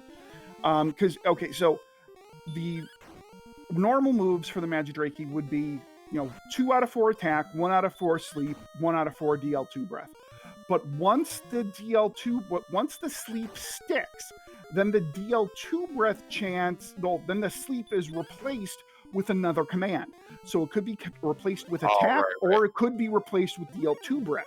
Yeah. So if you're actually asleep, then they won't just cast sleep on you anymore. If they know that you're already asleep. At which point, yeah. But if you're not asleep, then I think it is one of those figures. If you're not asleep, the way the AI works is that it'll first check for the sleep, right? So there's 25% chance of sleep, and if that check fails, then it will check to see if it casts the fire breath. So it's 25% of 75%. Is kind of what it works out to. Yeah, but if you're already like you said, if you're already asleep, then it's higher than that. And based on what we saw, I gotta think that the sleep then rolled into DL2 breath, because it struck me that the DL2 breath was just way more than 25%. Yeah, that was a little surprising. I expected to see 25 and 50 for that. So I did too. Yeah. So the number for 18, by the way, is 14,250, and so Edge is 4 stone men away approximately, and this one is casting heal quite a bit, so it's taking its time before laying down for him here. But yeah, it's 3 or 4 stone men away, and we'll finally get to see. Maybe we'll see the big level up here. And this is the thing. See, while he's doing this, Centroid now has to walk all the way back here to Breckenary.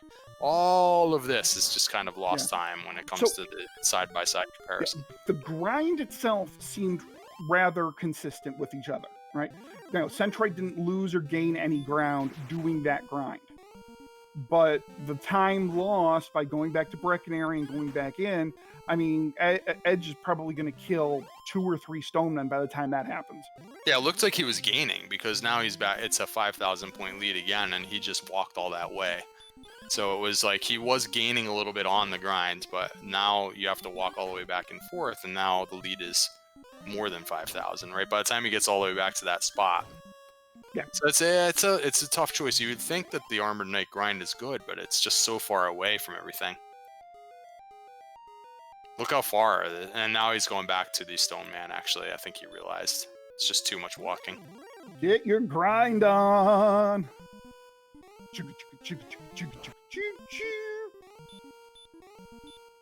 Lots of Stonemen corpses in the future. So what was at 18, Z-Man? What happened? Absolutely nothing. Okay. I I think it, don't I see think much it was HP. it was 1 strength. One It strength. Okay. it was maybe like 2 agility. It was like 2 HP and like 1 MP. It was ridiculous. Yeah, the one stat that is kind of creeping up actually is the MP. So before when we were talking, they had 64 MP, which is 8 heal mores. Now they actually have 11 heal mores.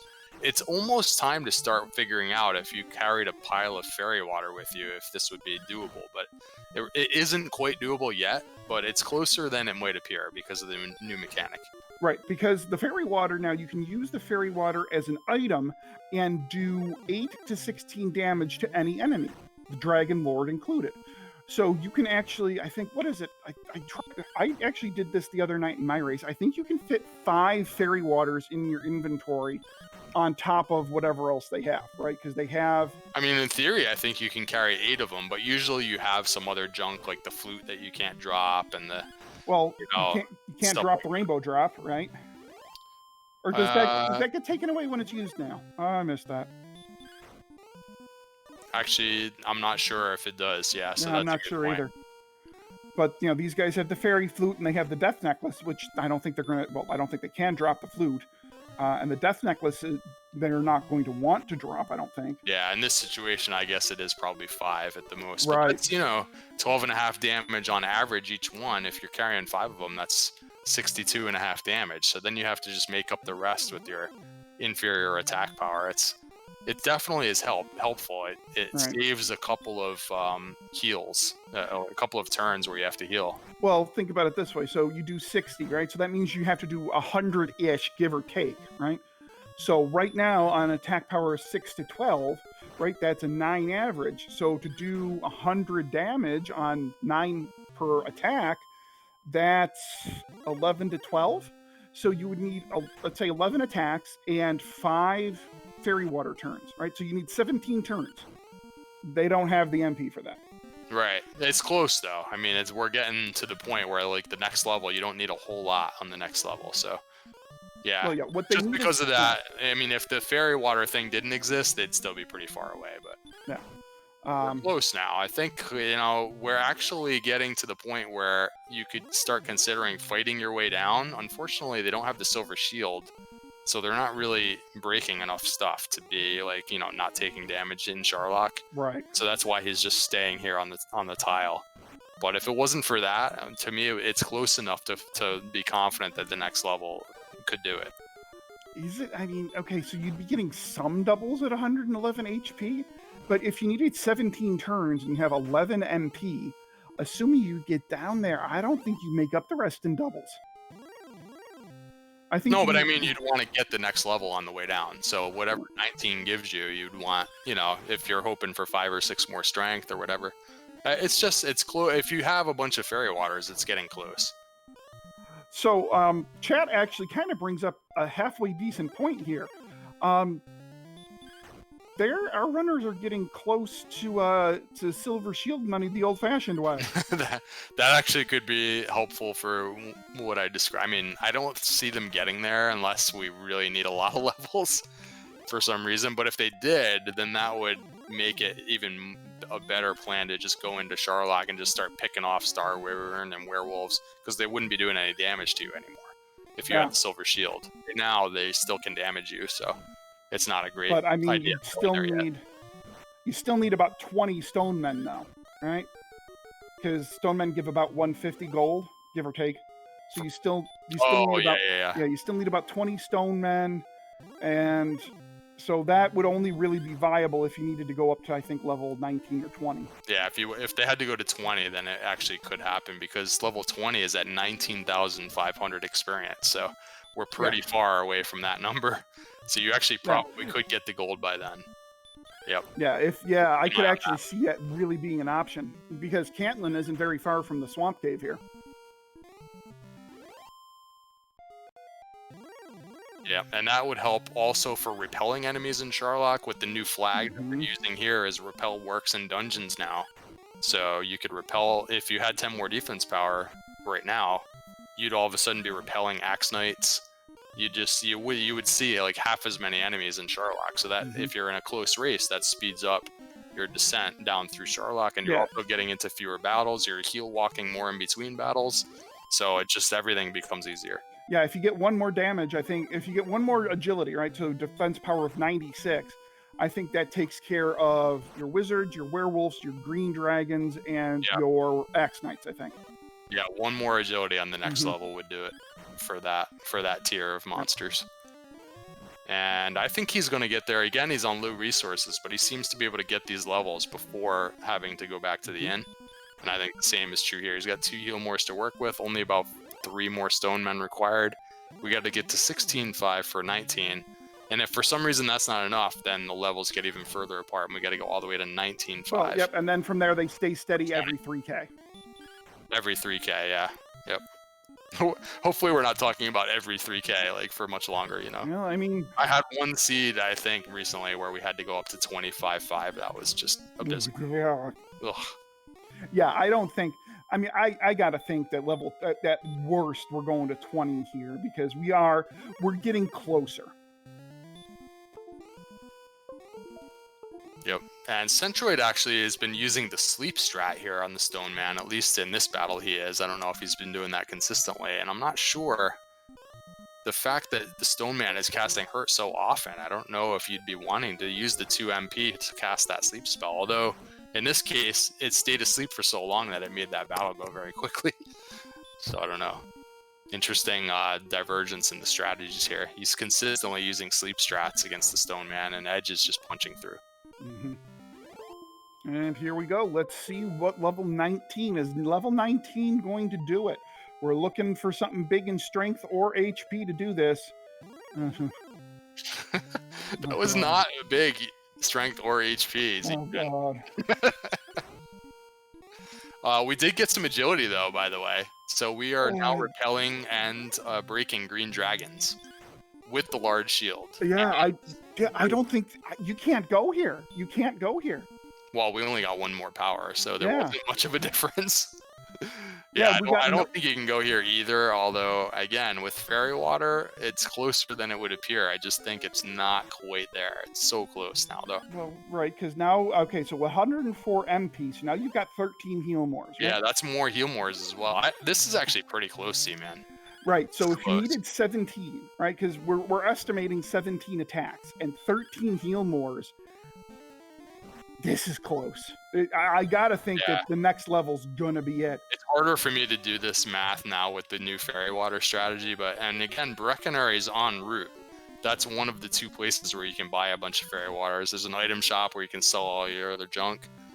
So that is a thing. You can go right now, you can get out of here, or if you take the death, go up towards Charlock, stop by Breckenary, pick up your Fairy Waters, and then it's right to the north from there. So again, 5 Fairy Waters. I think it's 9 to 16 for the Fairy Water, right? So it's, I don't know. Somebody in chat probably knows the exact detail, but whatever it is, it's quite a bit more than you would be able to attack. Right now with 121 attack power, you're looking at 5 to 10 damage with the sword. So if you throw in some 9 to 16s along with it, all of a sudden that helps your averages tremendously. So it's close. Right now, I'm kind of waiting for chat to be like, yeah, I would go now, but we haven't seen that yet, so probably still a level away. Question in chat asking how many Fairy Waters do we assume? 5. We usually assume 5. Especially right now, they are carrying the flute, which I think you can't drop, and you're not going to want to get rid of your death necklace necessarily, although I guess you could if you knew that this was when you were going to go for go time, you could sell your death necklace, but yeah, right now I don't see that happening. And the rainbow drop, I think, takes up a slot, so yeah, and even you can carry 5 pretty comfortably, and usually you'd want to carry a torch, especially right now. The MP is at an exact multiple of 8, which means if you cast Radiant, you're losing a heal more. Yep. You're going to want a torch. Unless you're really good at Charlock in the dark and Z-Man. I don't know of that many people that can do that really comfortably. Not me. It's a pretty tough one. I can do the last 2 floors, well, last 3, but I can do the last 2 floors in the dark. Right. All right, and Centroid just now got 17, so consistently about 2 levels behind and about 5k behind, more or less. And I don't know if he's still using sleep strats. He is. I'll be interested to go back through this like later on and see if the sleep strats turns out to actually be faster on average. Like if it stays asleep, it makes the battle go really fast. So But this if is it gonna doesn't, it's kind of a waste. So this is going to be interesting to see what Edge does from here, because he's out of resources, right? He doesn't have enough gold for the well, he's almost out of resources. He doesn't have enough gold for the silver shield, right? So I'm wondering if maybe he exits the north, goes to Brecconary, picks up some fairy water, and then gets 20 on the dive down. Mm-hmm. Or does he actually go all the way here to 20? And wish he would have the silver shield money for that. Right. And then go and then do that. And then go. And they definitely saw one in Cantlin, you said? Yeah, Cantlin has the silver shield. Behind the locked door, I do believe. Yeah, how far out of the way is that, I wonder, from where it's not far south of the cave here. Knutson win is level 20, 19,500. Yeah, the levels are really far apart now. It takes quite a lot of stone men to get there. I guess it's 20 each time now. So, 20 stone man corpses. And then if we're not enough, then we gotta do 20 more. Unless, like I said, like we're starting to discuss, it might be time to consider fighting your way down. Now even without the silver shield, there were already defense-breaking green dragons now, so that's about half of the enemies. You could be picking off enemies to get the next level, and you only need a couple of more power points assuming you have a bunch of fairy water. You need, 3 more power right now is probably more than enough. Well, 3 more power with fairy waters. Right, exactly. Which Brecconary is en route, so... Yeah. Yeah, because, all right, let's see where Centroid goes. Is Centroid going to go to Brecconary, or is he going to go to... It looks like he's going to Cantlin, I think. And where's Edge going? Well, I mean, he's obviously going to refill, but is he going north, or is he... Oh, he is going south. So this tells me he's going back in the cave to finish level 20 in the cave. Yeah. I'm sure that he has noticed the amount of gold that he's carrying. It's got to be on his mind. Might as well not take a death warp or whatever. We're just going to go to an inn, finish the level, and then reevaluate. Mm-hmm. And Centroid's making his way all the way back to a town here. Metal Slime is in the way. Hey, Metal Slime kill would be nice here. Yep. Not enough to guarantee damage yet. It takes an awful lot of attack power before you're consistently killing Metal Slimes, and this one runs away. So something else to kind of take note of here. I do believe Edge is going to get to the grind quick, because they both left their grind at roughly the same time. Yep. But Edge is probably going to get back on the grind a little bit quicker than Centroid will, because I'm pretty sure Garenham is a closer town than Cantlin. Yeah, it's interesting. I kind of wonder why Centroid went this way, unless he never really went through the I don't other side. I don't think he went through to the other side. Did he never find... Is it possible that he never found Garenham? Is there nothing useful in that town? I don't know. I don't think what was in Garenham. I don't know. Maybe he never went that way. It was Tablet Cave. It was Tablet Cave in Garenham. Yeah, and the 3 chests had basically nothing. So, yeah, maybe he never went that way. No, I don't think he did.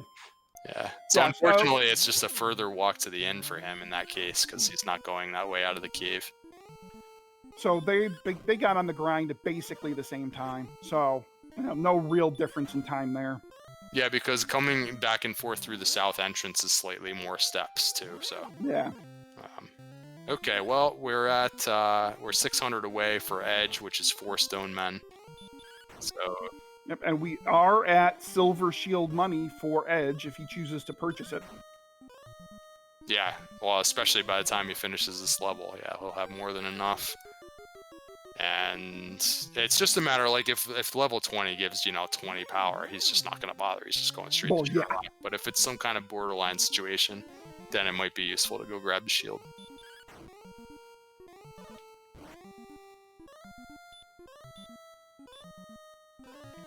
And also, if Centroid decides he wants to go on 19, all of a sudden, this could be a little bit closer then. But he's just approaching 18. So Edge, regardless, we expect Edge to be in Charlock first. Yeah. Beta Strep in chat bringing up a very good point that with the Silver Shield, you actually will repel blue dragons as well. So that means that really the only encounters you have to worry about in Charlock are Armored Knights and Red Dragons. I mean, yeah, it might be a little bit out of the way where Cantlin is, but I think that the little bit out of the way in Cantlin, you'd make up for the time in Charlock, unless Charlock is just completely infested with Armored Knights and Red Dragons, but then you'd have the Silver Shield to, repel some of their attacks a little bit more. So, yeah.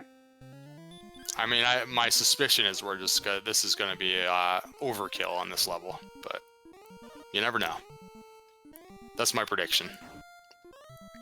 18 power, that's my prediction. My prediction is that... What do we say, chat?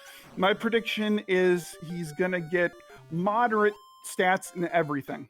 I don't think there's going to be it'll be clear go mode, but moderate stats. We have votes for 1, vote for 3, 7. That's go time. It's not as crushing as 18, but this is clear go. Yeah, it's not super crushing, but this is go. Yep. So here we go. Edge, as long as he doesn't run into significant troubles in Charlock, he's a heavy favorite now to finish out the seed. I can't think of any Charlock monsters that had, sleep and Dragon Lord breath or anything like that. So and Edge is absolutely making a beeline to Cantlin, and okay, maybe there. Wrong shop. I'm like, wait a minute, I thought it was behind the door. How much time do we want to spend doing this? Because it's probably not necessary at this point, but how do you have all this gold and not buy it, right, when you know it's here? That, and it makes Charlock a decent bit quicker if there you're gonna. If you're gonna... That's true. That is a good point, actually. It might be worth the extra repelling of a couple of more monsters. So yeah, Interesting. Yep, repelling blue dragons, not repelling stone men. We didn't really pick up enough agility to repel the stone men, unfortunately. But we have plenty of attack power. 119 HP should guarantee a couple of double attacks. Don't even need the fairy water. The fairy water is in this shop also, or in this town. But he didn't stop by that shop, which no, he didn't. He figures it's not necessary. Probably already stocked up on herbs, so here we go. It's time to go to the final dungeon. Except we're missing one minor point here. Okay, so I was going to say Edge hasn't really seen the path to get there, but he's taken the only logical path. Yeah, I don't remember him actually seeing it either, but he must have an idea. I mean, he did a lot of map clearing. He must have cleared basically everything else. So you must think surely it must be up that way. And he saw the back side, right? So he knows approximately where it is on the map. Just have to get to it from the correct direction here. Yep.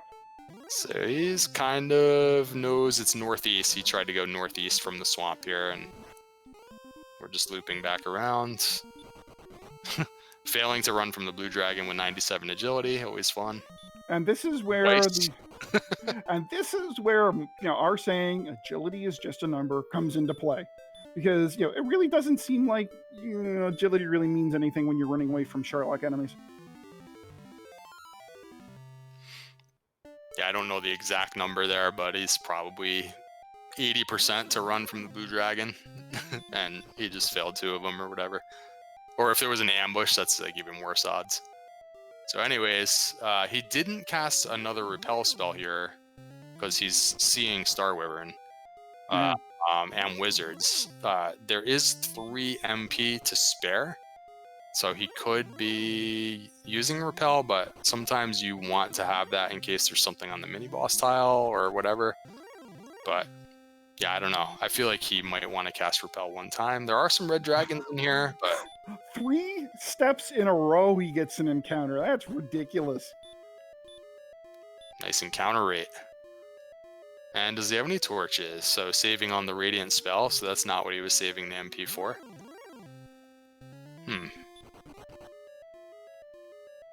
Yeah, Edge is somebody that hasn't played a lot as well, so I don't know if like the repel in dungeons flag is kind of foremost in his mind. That's like one of the newest things that we've been racing. Because typically repel does not work in dungeons, so it may just not be crossing his mind. But anyways, he's through the first zone. There were red dragons on the top zone. Let's see about the middle zone. Armored Knights.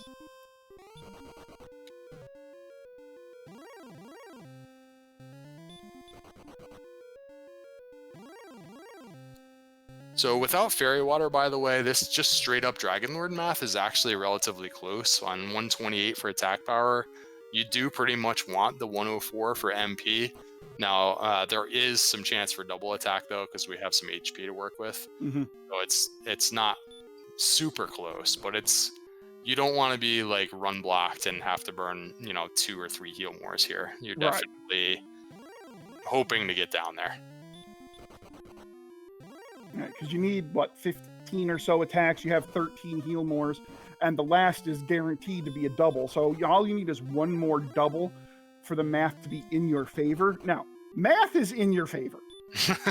Yeah. RNG, another story. There's still randomness. Interesting question in chat about maybe you want to swing by the treasury to check for the ring, which is 2 more attack power, and it could help quite a bit here. Problem is, it takes like 30 to 45 seconds to actually do that, and you don't know like how close your opponent is. We're almost 2 hours in. Yeah, and I think it also comes down to that there are still 5 unchecked chests in the mountain cave. Right. Yep. So you don't even know it's in those 6. Yeah. Right? You don't even know it's there. I'm skipping the treasury here. Oh, he is going for it, He though. is going to check for it. I'm surprised because I'm a little surprised too. This takes longer than you'd expect. A lot with all these encounters, especially no repel going on. It could be 45 seconds to do this, which is kind of a lot in a race situation. But if it's here, it'll be pretty helpful. Bottle of fairy water would be nice. Oh, we got the 1 fairy water. Okay. And last chance. No Freighter's Ring. It could be upstairs, and it could be in the mountain cave. But anyways, he's got the 1 fairy water now. Hopefully he is familiar with that strategy. Yeah, well, personally, I'd be using that fairy water right now, but that's me.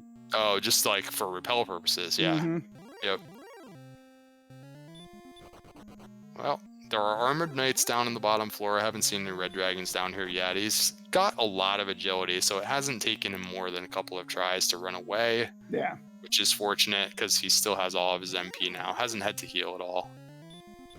I mean, agility, we make fun of it, but it really is very useful in this on these dives.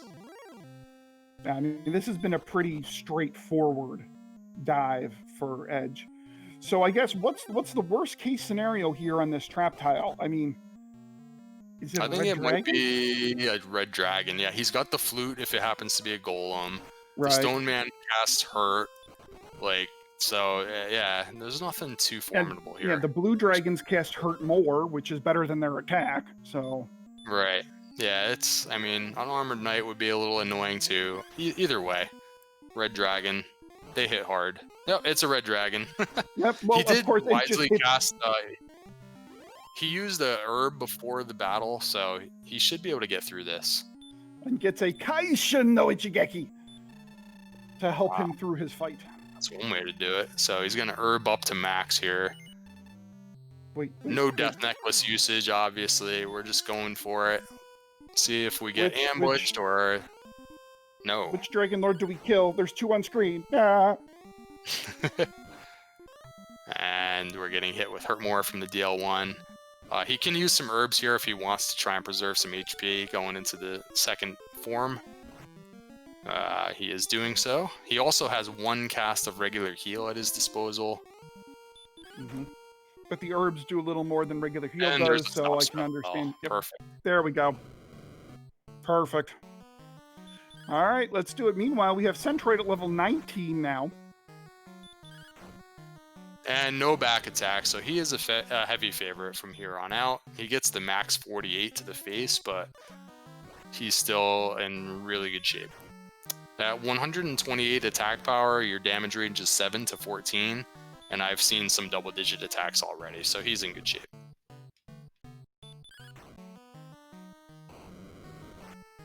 I think Centroid is debating whether or not to go. Yeah, taking a really good look at those stats, trying to calculate with the fairy waters. It's a little bit of extra math gymnastics to really figure out with the fairy water strats now, but he's looked at it 3 or 4 times. I'm not sure yet if he's gonna go for it. It's pretty close. All right, so it looks like Edge has been getting mostly average-ish rolls, so I think he's going to be just fine here. Oh, he also has silver shield money. He's looking around for that silver shield. And it's also in the secret shop, so silver shield for Centroid now will help for defensive and repelling and breaking purposes. And how is Edge doing? I haven't been keeping count, but he's certainly rolling average to maybe slightly above, so I think he's okay. Yeah. As long as we're seeing mostly double-digit attacks, he's all set. Yeah, chat's saying 107. Now that would be 120. Yep. Yeah, he's fine. Still 5 heal mores to go. Yeah, plenty of resources. He can't get hit physically for more than 45 damage. So every time he's heal mooring up into triple digits, he's guaranteed 2 attacks. Yep. It's going pretty smoothly for Edge. Pretty well run race from Edge. Took a little bit of, I don't know if you want to call them gambles or a little risky exploration forays in the early game, and it paid off tremendously with that Erdrick's armor pickup.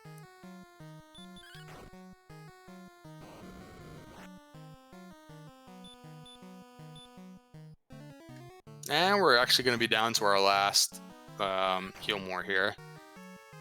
It's got at least 2 more attacks to go. And we're told in chat that 164 damage wasn't enough. So if Centroid tried to finish at 19, it would be that much more of a worse situation. So congrats to Edge for finishing him off on level 20. He is going to be victorious, everybody. Get your GGs out. We'll get an official time. The official SRL time for Edgeworth is, oh, so close to a beautiful number. 2 hours, 4 minutes, and 5 seconds. Not too shabby. Another seed going over 2 hours, so it's been kind of a trend so far in this tournament, but very well run by both runners. Centroid congratulating Edgeworth. Very good. We'll see if Centroid is going to continue. It's been kind of a long seed. He may want to just quit. We'll see. Yeah, I mean, given their stats and everything, I wouldn't blame Centroid if he's like, yeah, I'm done with this. Yep, done.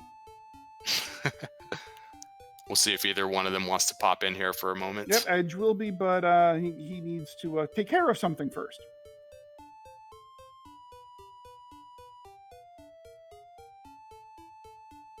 And sounds like Centroid is going to take a quick break as well. So what do you think, Z-Man? This was a pretty good round 1 matchup. I feel like we just watched a pretty good race. This was a very good race. I mean, this was, it was mostly close throughout.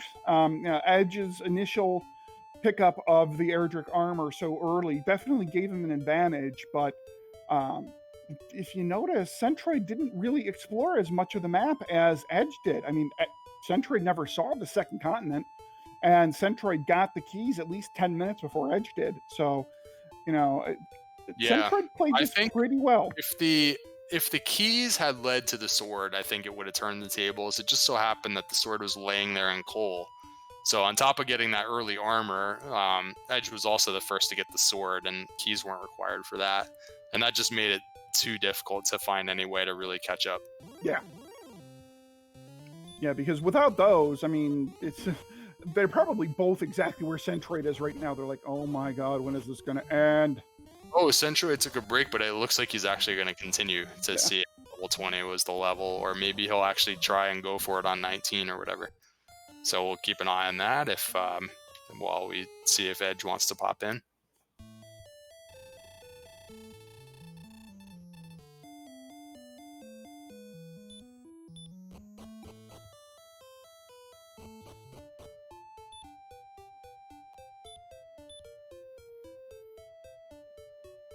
All right, so just while we wait for Edge to join us here, oh wait, never mind. I will forget that remark as we are joined by Edge here in the broadcast booth. Edge, GG, congratulations. Thank you very much.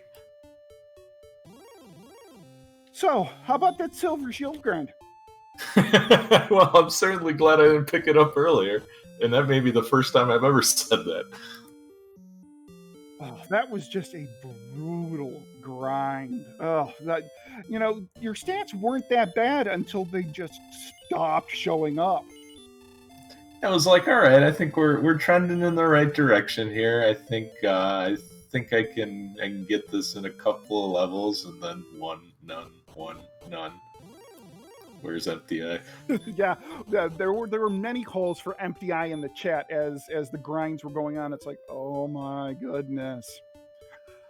So if you had to make a guess as to what you think might have won this seed for you, what would you guess won the seed for you? Early Erdrick's armor. Absolutely. That's exactly what did it. I think you found it about 20 minutes before Centroid did.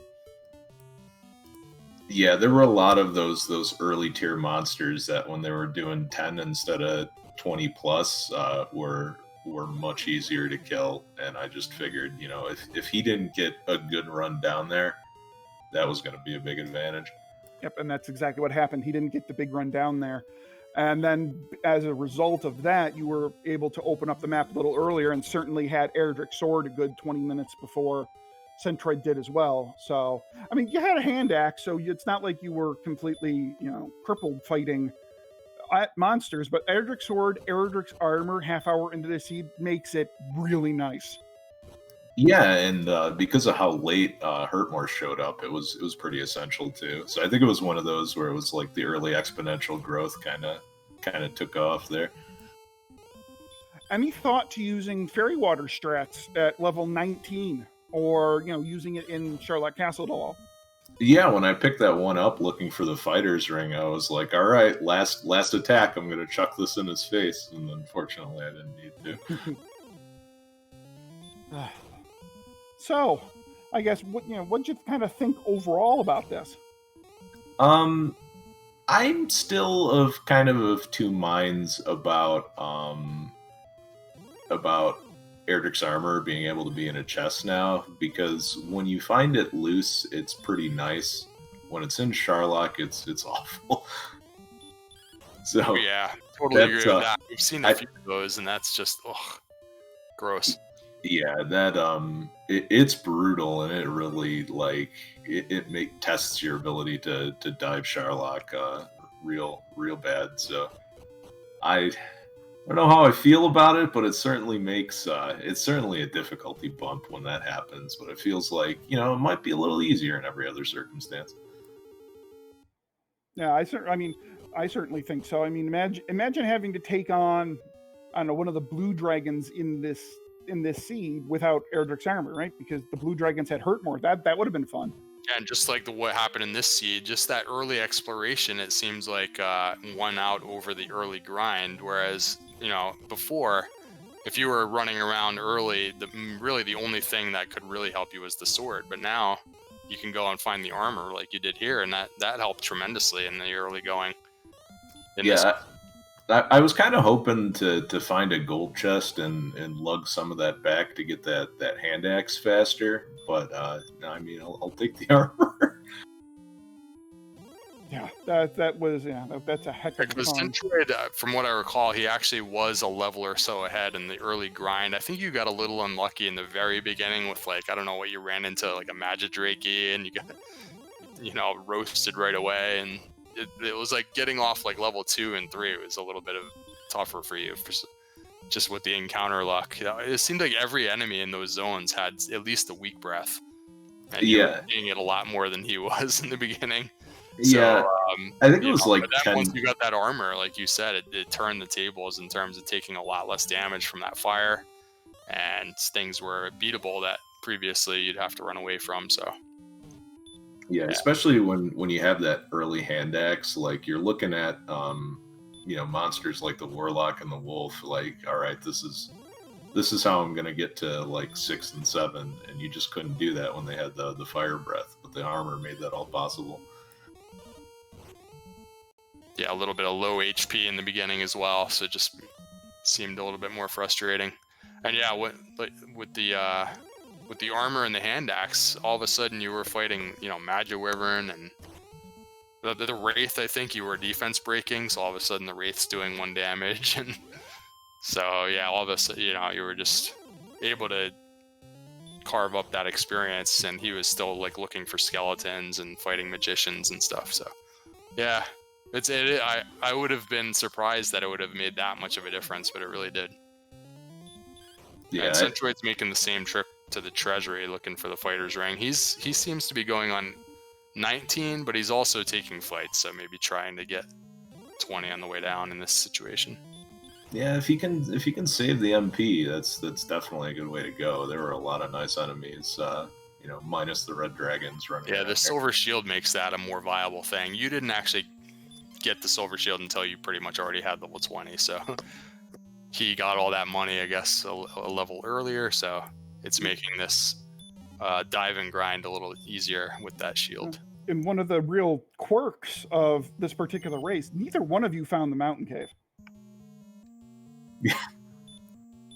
Which is, very odd, because it's funny to have a 2-hour seed and like you guys didn't even do everything. Yeah. So I was a little slow at the end there.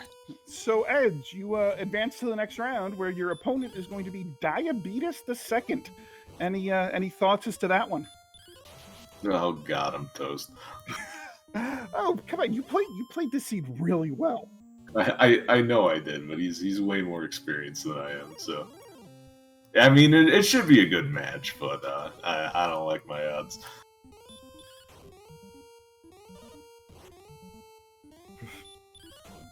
Where did Centroid grind? It's on the Stonemen, just like you. Okay, yeah. I almost didn't, think the Stonemen were that great, and then one ambushed me and threw a hurt in my face, and I'm like, oh, this is nice. And then they had Stop Spell too. It's like, okay. Edge, you never actually found or saw Hawk's Nest, right? Until you actually got to the end where it was right outside Charlock. So you didn't know what the other choice was, right? Yeah, I thought Hawk's Nest was in like that big southern area that I just had never checked out. And yeah. So you didn't even know what the other grind tile was. It turned out to be an armored knight, and it wasn't that close to a town was the big factor. But so yeah, I mean the only thing you knew about was the Stone Man, and it, with all that hurt, you just didn't have to go back to an inn very often, so that makes a big difference. Yeah, I was super afraid that was just going to be like, oh, here's your Axe Knight. No, I lose. Yeah, I always find it a little stressful when I don't know what the other spike tile is. It's like, well, I'm going to stick with this one. I don't know if it's... Yeah, but it worked out. Yeah, it was... Yeah, in our opinion, it was pretty easily the most efficient grind in this particular seed. Centroid finds that the red dragon is the mini boss and actually manages to run away from it because he was hoping for an easier enemy there. So he's doing a little. Yep. Re-enters the fight, trying to get through the fight without having to heal, because he is still on 19 and he's like 3 more enemies away from 20 if he wants to like walk around here and get level 20 before this fight. Not sure. Yeah, that's what he's doing. Okay. I was gonna say, like, level 19 stats just don't quite seem like they're enough, even with Fairy Water. Can I put in a request to remove a couple tiles from the Dragon Lord's throne so you can do circles around him? Yeah, that would be awesome. That would be funny, actually.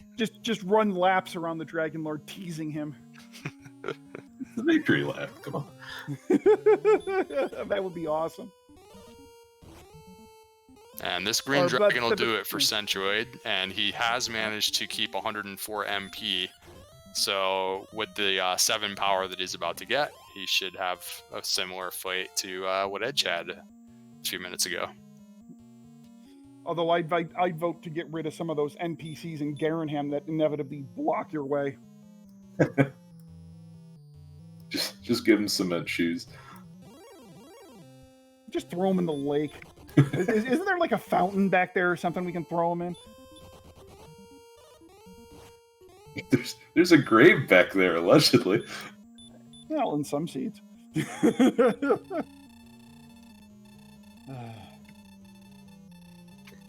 Centroid gets blocked a couple times by the green dragon, just trying to get to the fight here. But he is now officially a fool, and it's going to start with, I think, 2 or 3 herbs in reserve, and getting the hurt more right away from the DL1, of course. This actually is a little bit of a factor if you can't get through this DL1 portion. You know, these stats are close enough that could be a problem. We saw Edge went down to his last heal more, so. Oh, and this Dragon Lord 1 is just being a complete jerk. Yeah, and he's out of herbs, so he's going to have to enter the fight without full HP now, and this is a little bit closer now of a situation. Oh, and he gets back attack. Oh. So you have to heal more here, and now I would say he is like a slight underdog, actually, to win this. But there are still some potential double attacks in the future, so it's not over yet.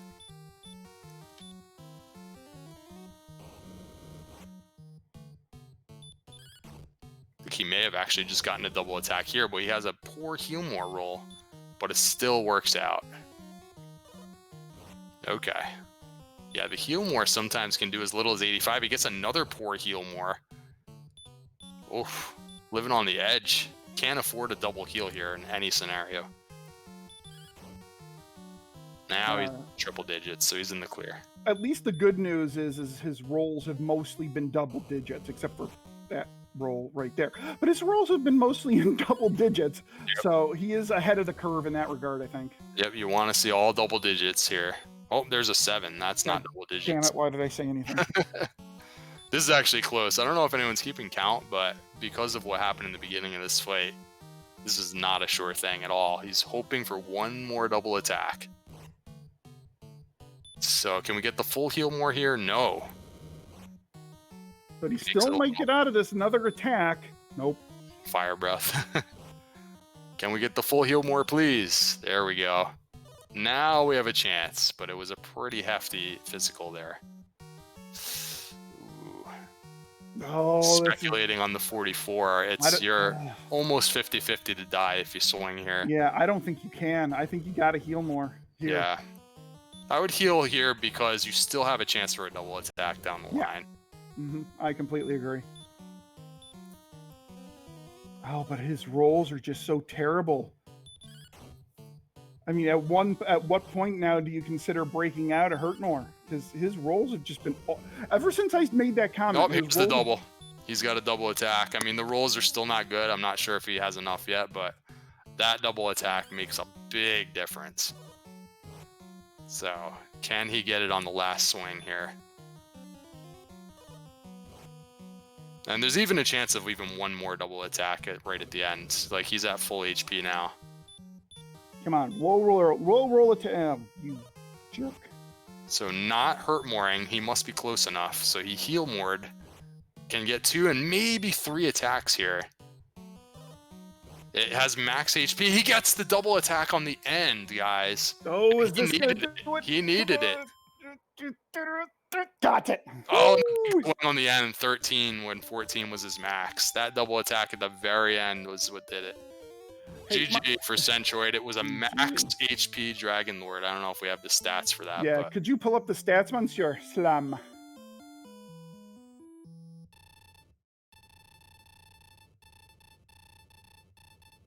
Everybody get your GGs out for Centroid. We'll get an official time. Very nice race.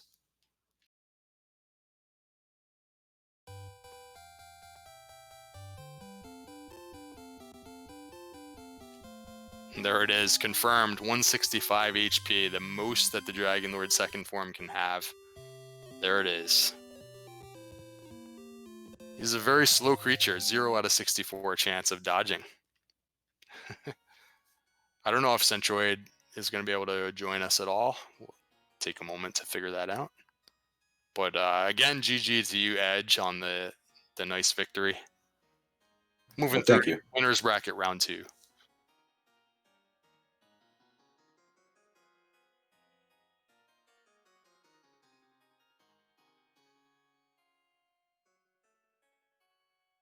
All right, and as we wait for Centroid to join us, let's kind of go through what we have coming up tomorrow here in the Dragon Warrior Randomizer race. So again, we do have 3 races. We have NYC Guy versus One Fine Day coming up at 8 p.m. tomorrow at on some channel, 8 p.m. Eastern. We have Guelph 35 versus Minva at 9 p.m. Eastern time. And we have Lord of the Synth against Jackamus Wedge also at 9 p.m. Eastern time. And there is talk that one of those 9 p.m. races might actually be right back here on RPG Limit Break. So, check back here about 9 p.m. Eastern time tomorrow. We might have a race for you here.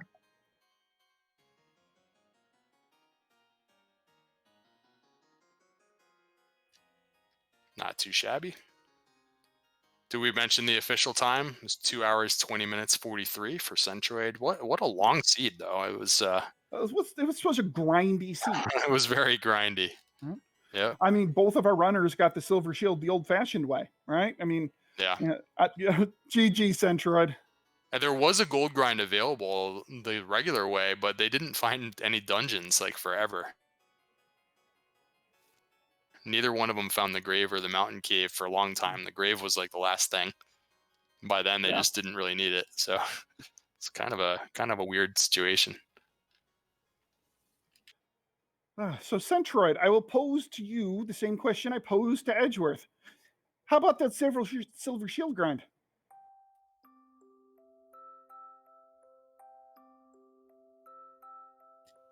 Might need to push to talk or unmute. No, looks like he's lighting up, like he's talking. Discord, stop being stupid.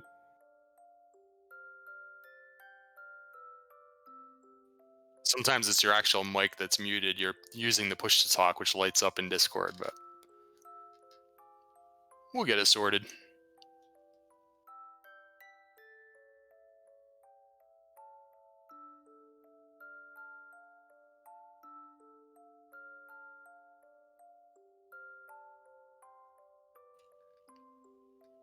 Thanks to our restreamer for posting some links that might be of interest to our viewers here. Just checking out the schedule for yourselves and some of the brackets and information about the summer tournament, as well as joining Discord here if you're interested in running this game at all or just finding out more information about it.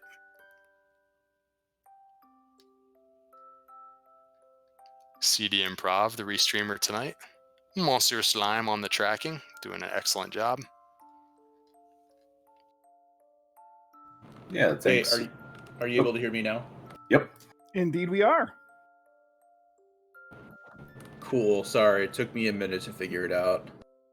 No worries, no worries. So, what'd you think of that one?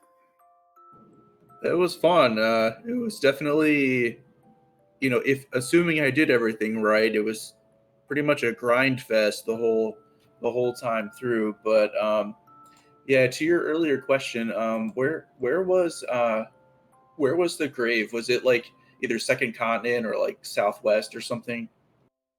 The mountain cave you're talking about that you didn't find? I think I found the mountain cave very late, but where was the grave is where you found the necklace and the token at the end. Oh, right. Okay. So I think neither one of you ever found mountain cave actually, so it's a mystery. Okay. Not sure where it was. And I don't know that you actually spent a lot of time on the second continent, did you? 0. I didn't. Yeah. I never went there. Yeah, because there was a town actually right on the other side of the south entrance, and during your grind you were walking to Cantlin, and it was just an interesting. I was like, oh, maybe he didn't ever go through to see that the other town was there, but yeah, either way, yeah, I guess the second continent wasn't really required. Mountain Cave must have just had not much. It could have had the fighter's ring, I suppose. But yeah, just to catch you up, probably the big difference in the end result was that on a fairly early level, Edge did like kind of an exploration run out into the world and happened to make it all the way over to the Stones of Sunlight Cave and picked up Erdrick's armor pretty early on. And that helped his early grind out tremendously.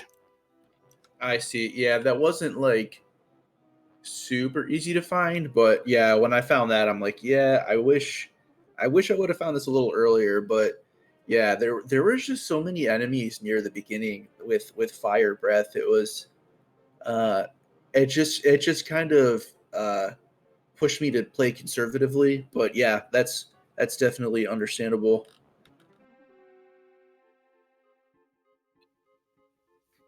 Yeah, that seemed to be the most challenging part, is figuring out how to get out of jail in the beginning. You weren't getting really good spells. I guess you got heal more kind of early, but you had low HP, so it wasn't really helpful if you couldn't survive 2 fire breaths, right? So there wasn't a lot of to choose from. I think the wolf was bad, the warlock was bad, the magidrake was bad. So you looked like you were running around in the north zone trying to look for the skeleton, but then a lot of the wrong enemies were popping up too. So yeah, it's just one of those. The early grind was a little bit tedious, and when he got the Erdrick's armor, it put some of those monsters in play for him a bit sooner.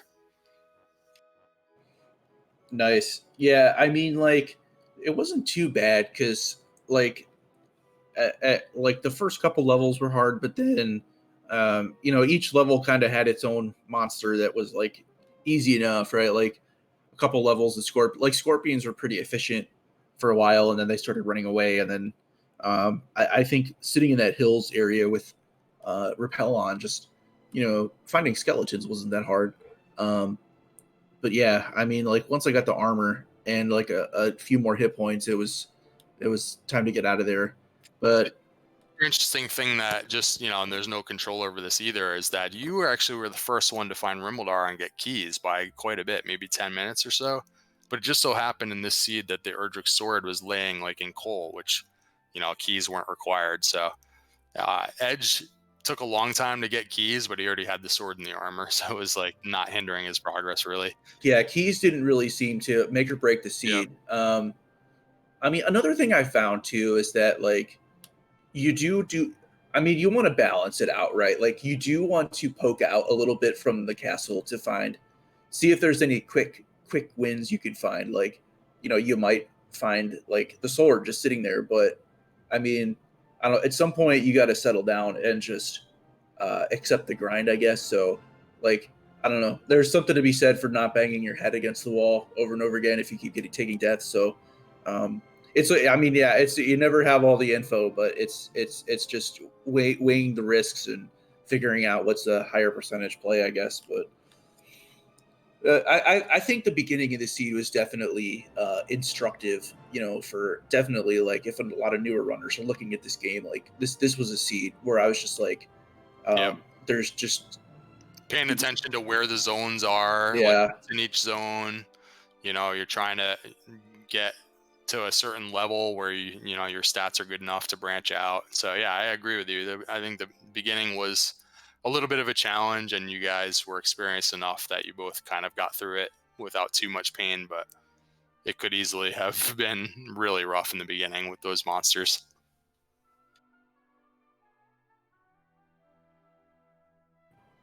yeah. I mean, there wasn't really a lot of tricks in this seed. It was kind of just leveled up, I mean, there was uh, no guesswork like which search tile do I need. There was no overworld spot. There was nothing in coal. you know the death necklace wasn't like buried anywhere. It was, and like it wasn't even in play anyway. It was just kind of like get to level 20 as fast as you can. Just pretty basic. Yep. But And so, Z-Man, who did we decide that Centroid will be facing now? I don't know if you still happen to have Yep, that. Centroid will be facing. Excuse me. Centroid will be facing the loser of Tilo versus Archfield Monk. There you go. What do you think of that?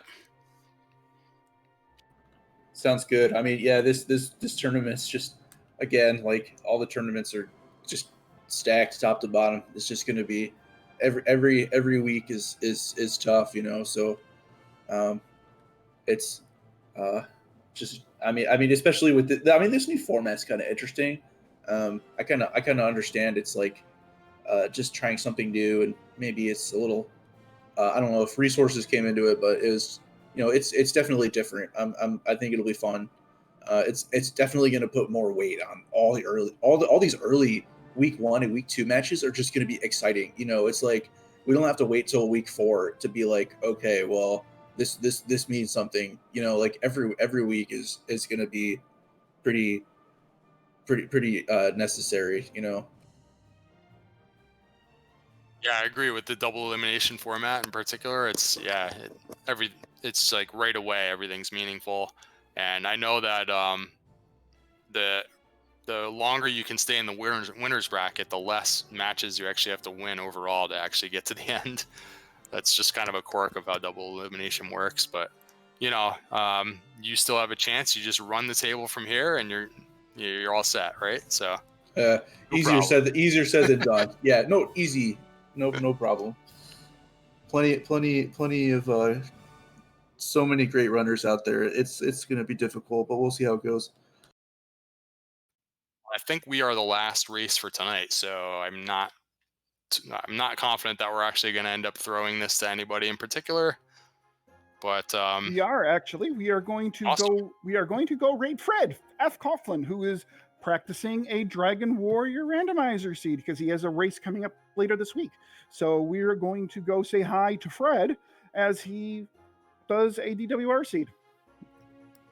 Hooray! Oh, he's practicing this game. Okay, that's fun. Yeah, I sure hope he has a vanilla Erdrick sword. Oh, that's mean.